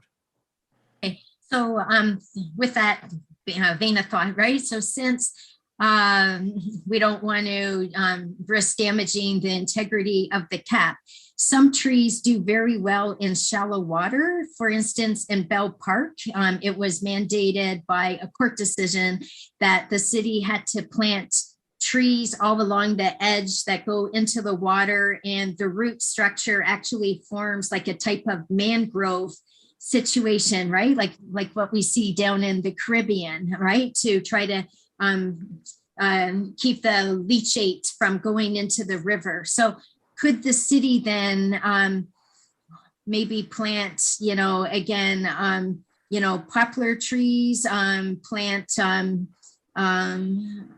willow trees that like a lot of moisture that you see along the woolen mill, right? You see lots of the willow trees from like that are 200 years old along there. So could we do that along the shoreline, and that might not damage the integrity of the cap? Yeah, you could plant shallow rooting trees along the shoreline, and just to make sure that the procedures are followed. And if you put in place, for example, a geotextile membrane underneath the tree before you plant it, that membrane, if it's the proper grade of geotextile, it will prevent the roots from penetrating through. So that can be done. Now there is also what I think what you might be alluding to, Councillor Osanek, is trees where the roots actually uptake the contaminated groundwater. And that can be done too. That's sort of a phytoremediation method. That can be done too. Yes, yes. Yeah. I don't think it really applies so much to this site, because here you have metals in the soil, which have been there for many years. Now they could be absorbed by the trees, definitely, and heavy metals are often absorbed by trees when they're growing. And so it is a possibility. It could be looked at as an option. But at the moment, we're looking more at the capping approach, which we think is probably the best approach in this case. Okay, I do want to note, and your EI, your environmental impact assessment person could maybe agree or disagree, but as what my problem is for using rock riprap, and because we know that there's turtles along the shoreline, is that the gaps between rocks and riprap can permanently trap turtles, particularly hatchling turtles, as they move from the nest to the water. And so reading that, it says turtles, frogs, and other animals need to travel between water and land to feed, rest, and nest. A vertical or semi-vertical barrier like riprap can block or obstruct access to necessary habitats for feeding and reproduction, making it difficult, if not impossible, to move between the land and the river. And we do want to, even if we have to scrub all of this land, we do want to get to the state of a ribbon of life along there and have a natural habitat. And so I just wondered if the applicant has any concerns like that about the riprap. Definitely, you make a good point. There are some kinds of riprap which would not be turtle friendly. I'm assuming there are types that can. There definitely could be corridors created through the riprap. That wouldn't be a problem. And turtles could be funneled through those through a variety of means, such as turtle fencing or whatever. But whether there's a type of riprap that's turtle friendly in its entirety, I can't say with 100% assurity. I do know there's some kinds that are definitely not friendly to turtles. Okay, thank you. So if the minutes could be noted that we try to find whatever friendly riprap, if we have to do riprap, mitigation around that turtle hatchlings will not be trapped in the riprap, because that would be horrible to have to our wildlife habitat area here. I'm just reading about going back to the trees, right? That ideally trees need 1 meter of soil, and this site is using 0.65 meters of soil. And I just wondered if there's any way to increase the depth of the soil to make it more amendable, maybe just where the treat areas are. Like in the concept plan that we have in our package tonight, it does show a lot of trees. And now we're hearing that it might be better to have shallow shrubs. So is it possible that more soil could be put down as the cap in those areas that's planning to have trees? Yeah, the cap can certainly be thicker to accommodate the rooting depth of a typical tree. But of course, you know, there's an additional cost to that as well that needs to be taken into account. So, but yeah, there's nothing stopping the cap from being a little thicker to accommodate that. It all needs to be integrated in though with the grading plan to make sure everything drains properly and so on. So there's a number of considerations in doing that. Very much. And my last questions then are about the EIS peer review that was dated May 22nd. So over a year ago now, because it's now August. And I didn't see any information on Dash, but maybe I'm wrong because there was like 17 documents on Dash, right? Have there been any comments back to the May 22nd, 2020 peer review? Specifically, the peer review was asking about species at risk bats that they wanted, they recommended that there be more more evidence of bat species. As we know, bats are very vulnerable right now. The brown bats have been totally affected by white nose syndrome, that virus that's came from Europe, and our populations have been deeply impacted in Ontario. And so there's like the bat population.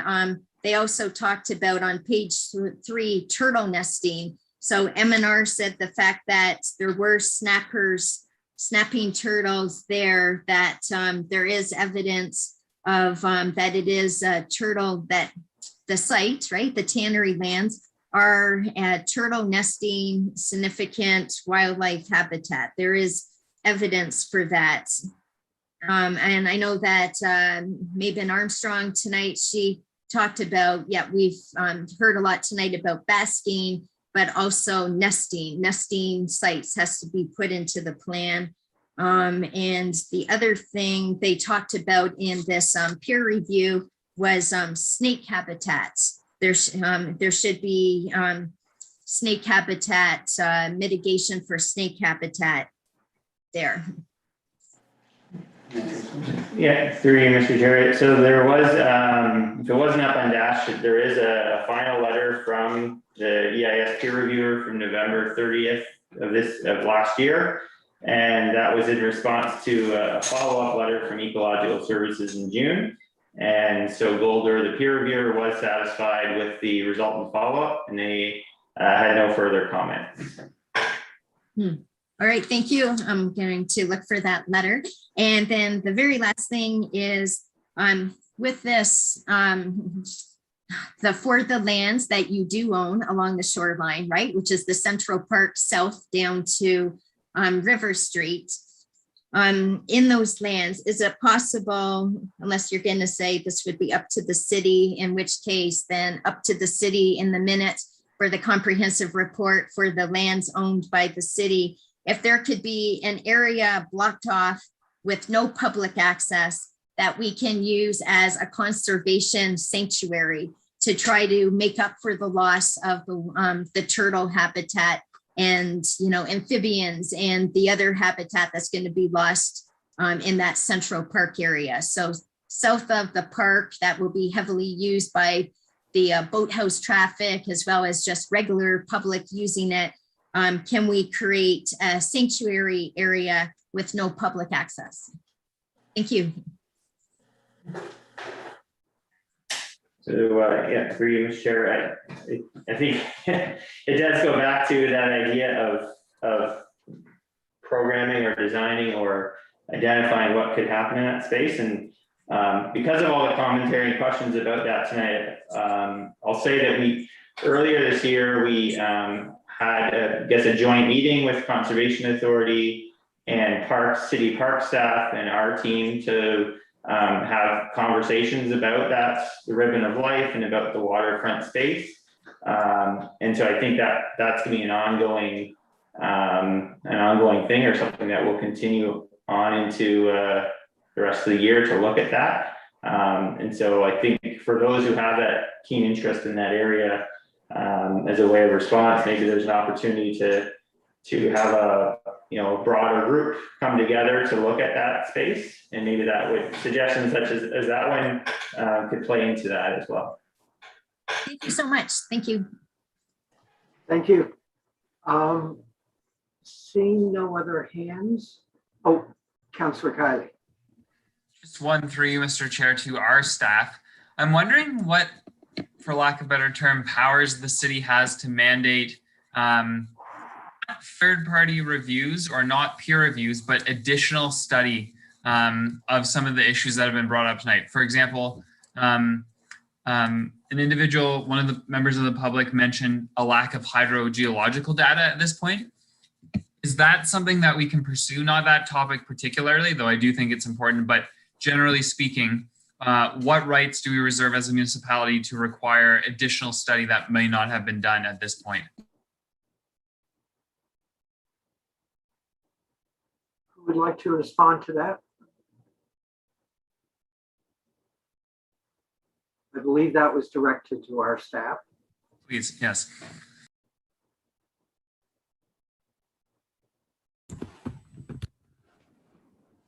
Thank you, and through you, Mr. Chair.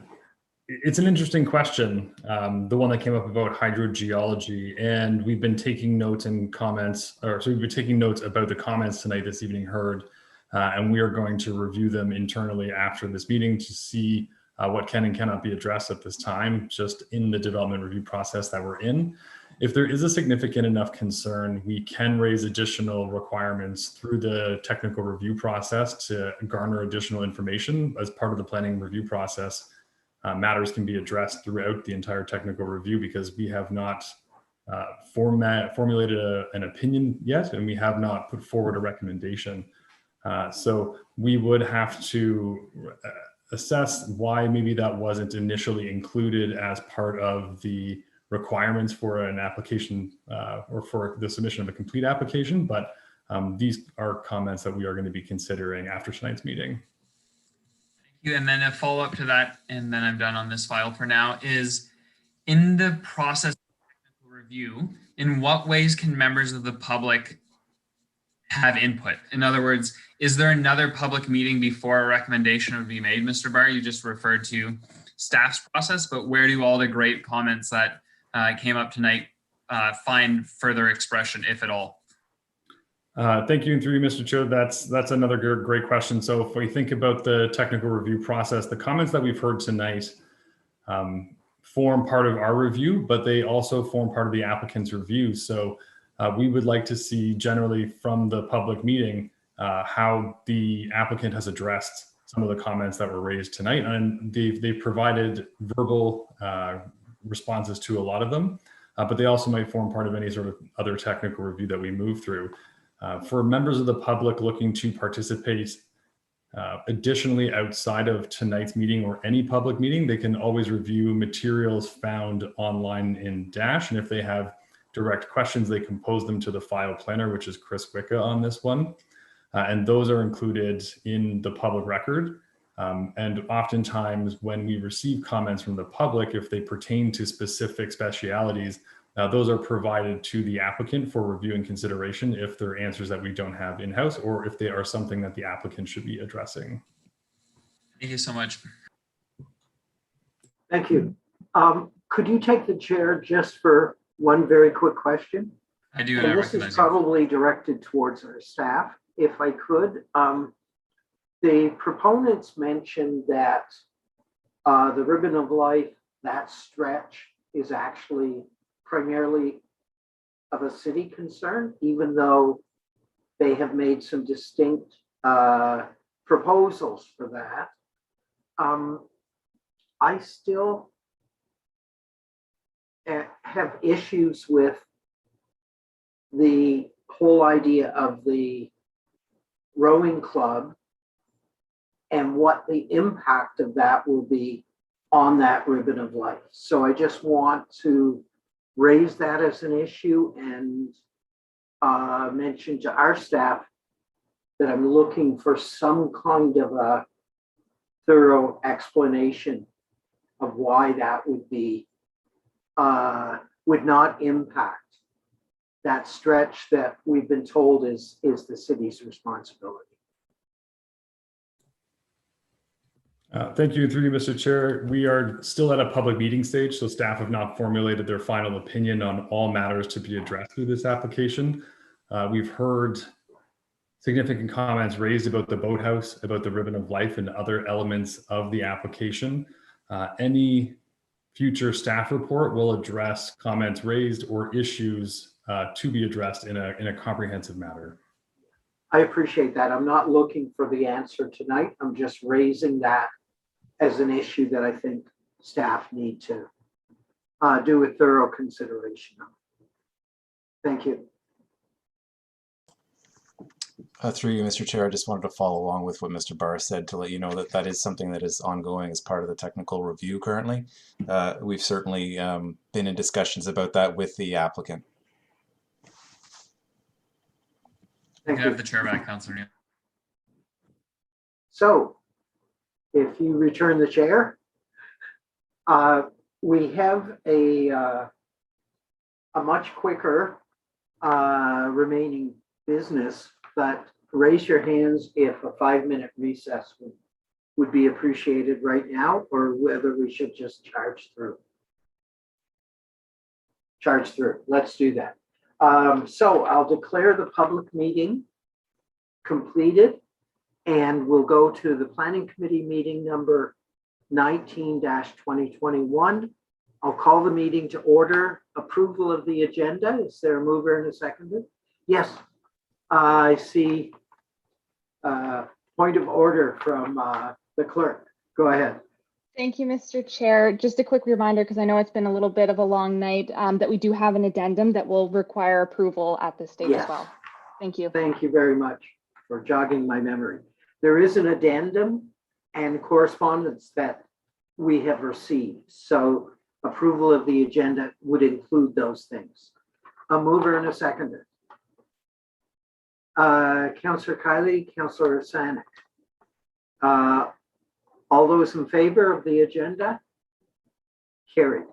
Confirmation of minutes from July 8th and July 15th. If there's a mover and a seconder, we'll put those two together. Councillor Hill, and I'll second it. All those in favor? Thank you very much. Disclosure of pecuniary interest. Seeing none. Delegations, we have none. Briefings, we have none. I will read the very brief declaration. This portion of the meeting is open to the public. The city has initiated a new process in which members of the public will have the opportunity to speak for up to 5 minutes on comprehensive reports presented before the Planning Committee. Those wishing to provide oral comments at this meeting will be invited to do so. If a person or public body would otherwise have an ability to appeal the decision of the Council of the Corporation of the City of Kingston to the local planning appeal tribunal, but that person or public body does not make oral submissions at a public meeting or make written submissions to the City of Kingston before the bylaws pass, that person or public body is not entitled to appeal the decision. So, let's do this. And the subject before us, and there's an extensive recommendation. There we go. Who would like to speak to that? Chris, I think the floor is yours if you can unmute yourself. Thank you very much. You're welcome. My name is Chris Wicca. I'm a senior planner with the city.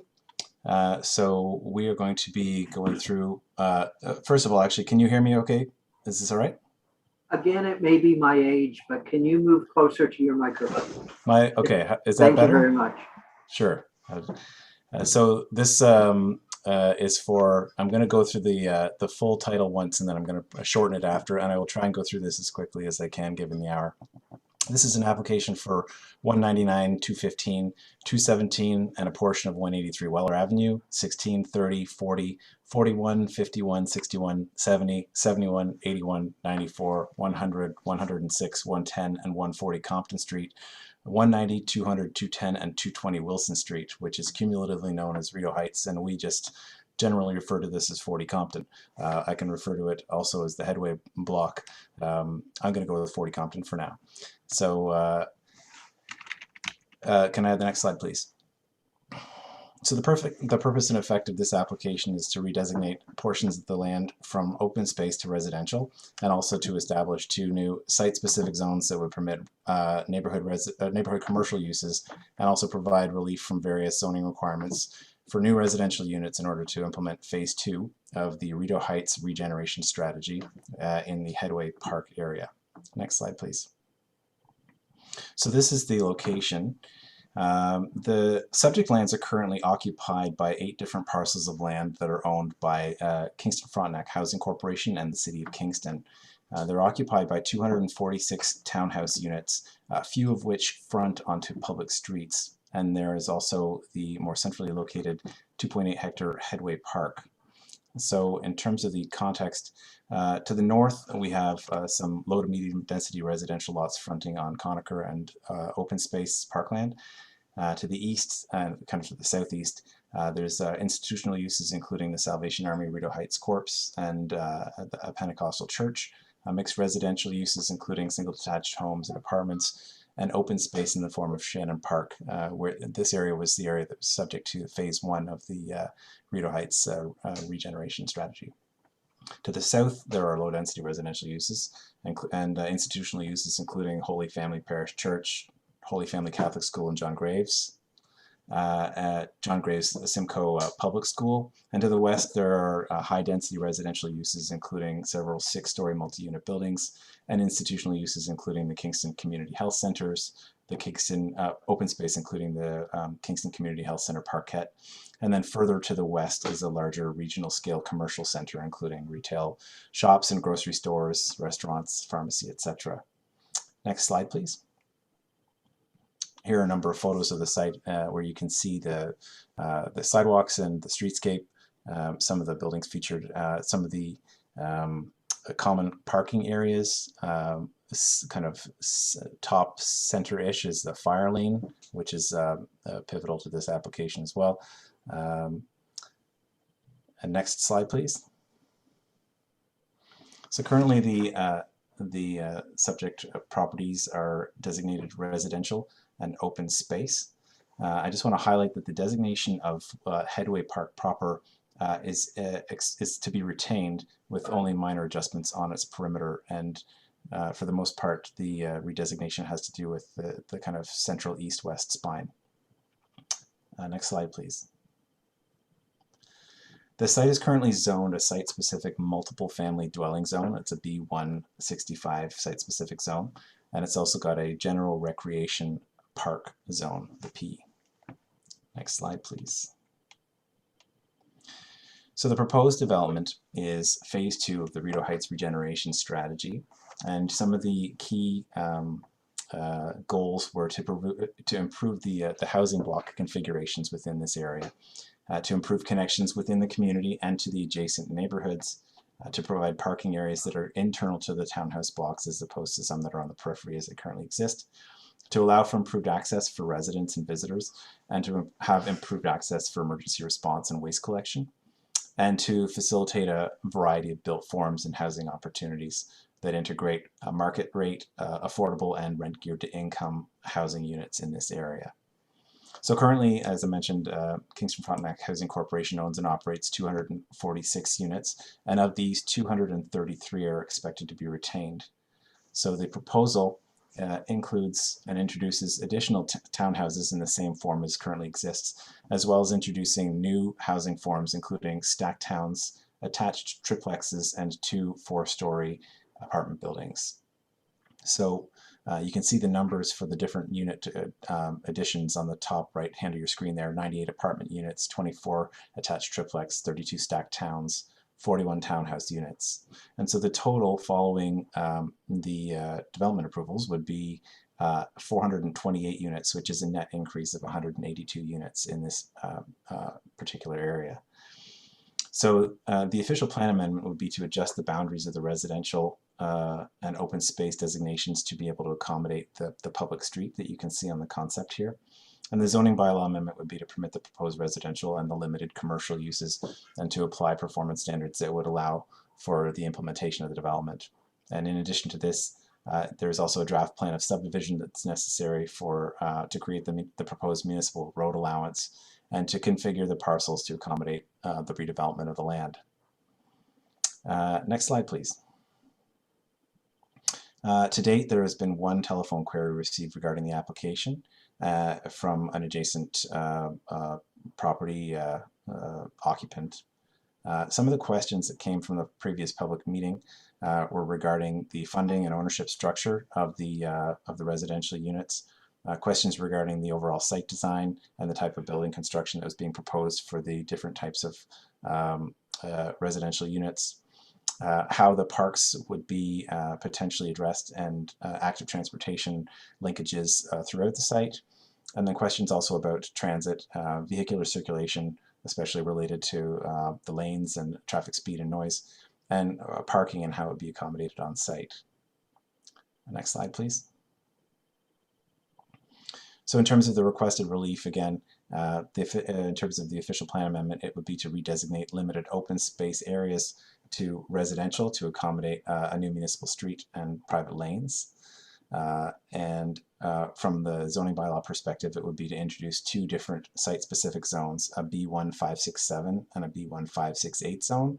And that would incorporate relief related to the additional commercial uses that are proposed for the ground floor of one of the apartment buildings, the overall density of the 2 different zones, the building height for the apartment buildings, setbacks on the front and side yards and rear yards, the location and design of amenity area, the removal of requirements for loading spaces, and modification of parking ratios, locations, and parking space size for both a standard, accessible, and bicycle parking spaces. I do want to note that there is an addendum because there was a minor correction to the zoning. There was a reference in the initial zoning just to one specific subsection. It was 53B subsection D, and in fact it should have been a reference to 53B subsection E, and that is the extent of the change. It's just making sure that it's referring to the B1 zone instead of a B and B2 zone. So I just want to bring that to your attention. Next slide, please. So overall, the recommendation is, well, some of the points I'd like to highlight here are that the proposed development is implementing the previously council-endorsed Rideau Heights regeneration strategy, specifically phase 2. And the proposal adds a range and a number of medium-density residential units, and it's going to contribute to increasing the total residential density within the urban boundary, and it's also going to permit limited commercial uses within one of the buildings, which will provide amenity and potential employment for some of the residents and visitors to the site. The proposal introduces a new municipal street and reconfigures pathways and lanes to improve access and visibility through the site. And the applications for the official plan, the zoning bylaw amendment, and draft plan of subdivision are consistent with the PPS and the official plan and constitute good land use planning. In summary, staff recommend the applications for approval. Next slide, please. So if the application to redesignate and rezone the property is successful, then the applicant will still be further required to complete the steps for final plan of subdivision and the site plan control approvals for the individual development parcels within the overall subject lands. And that is all. I welcome your questions. Great. Thank you very much. Questions from committee, and then we'll go to the public. Any questions? Yes, Councillor Kiley. Thanks, Mr. Chair, through you.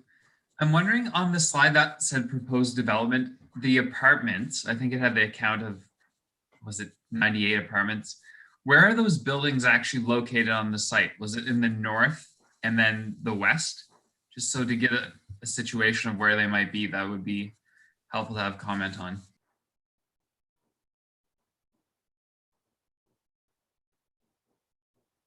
I was muted. I didn't realize. Through you, Mr. Chair, if it's possible that I could bring back that slide, I can tell you that generally speaking, the one apartment building is located, there you go, in the kind of central west. You can see a larger block there just next to the KCHC facility. That's right, cursor's on one there. And then the other is located north of Compton Street. That's the other one, exactly. That's the location of the two apartment buildings. Perfect. I thought so. I just wanted to be clear. That's all for now. Thank you. Any further questions? I'll turn to the clerk. Are there any members of the public that have raised a hand or wish to? Thank you, Mr. Chair. We do still have 7 members of the public with us at this time, and we do have a couple hands raised. So again, just for those who are joining us, we do require you to use the raise hand function in order to speak this evening so that we can identify you. And again, that's located in the center of your screen. And Mr. Chair, we will start with Mr. Mitchell. Yes, Mr. Mitchell. Good evening, everyone. Donald Mitchell, 43 Gibson Avenue. I just have a quick query for Mr. Wicca or city staff. It actually involves both applications that were involved tonight. The public were told with the zoning bylaw update that there would not, for reduced parking, etc., there would not be a reduction to accessible parking and accessible considerations. Yet both applications tonight have proposed zoning bylaw amendments to accessibility. And I just wonder if there could be some clarification. It could be follow up in email too, but it would be nice for the public to have some clarification why we're proposing, you know, that we would do parking reductions, increase bicycle parking, et cetera, but then we wouldn't touch accessible. And then we're still proposing through planning all the time, reductions to considerations with accessible parking. Thank you. Thank you, Mr. Mitchell. We will gather up the questions as we always do and then we'll turn to a group, the planners to respond. Is there anybody else with a hand raised? Mr. Chair, there was another hand raised, however, they've lowered it. So perhaps I'll just call again. If there's anyone who does wish to speak to this application, if they could please raise their hand in Zoom. And we will use this as a final call, Mr. Chair, in case there's anyone else who wishes to speak. And I'm not seeing any further hands. Okay, so I believe Mr. Park was going to respond to Mr. Mitchell's question. Thank you, and through you, Mr. Chair. The parking study brought forward was an information report that was brought forward to get input and feedback from committee and the public. And from that, the recommendations will be brought forward as the part of the report on the comprehensive zoning bylaw. So I think at that time, that's when these recommendations that Mr. Mitchell is speaking about will be put into consideration. Thank you. So it isn't a completed decision yet. It'll come back for review with the parking report. Through you, Mr. Chair, in terms of the comprehensive zoning bylaw, the parking standards that will be brought forward as part of the comprehensive zoning bylaw, it still has to come back as a report and be approved, recommended by committee and go to council. And there'll be an opportunity for the public to speak to it at that time. That's correct. Great. Thank you very much.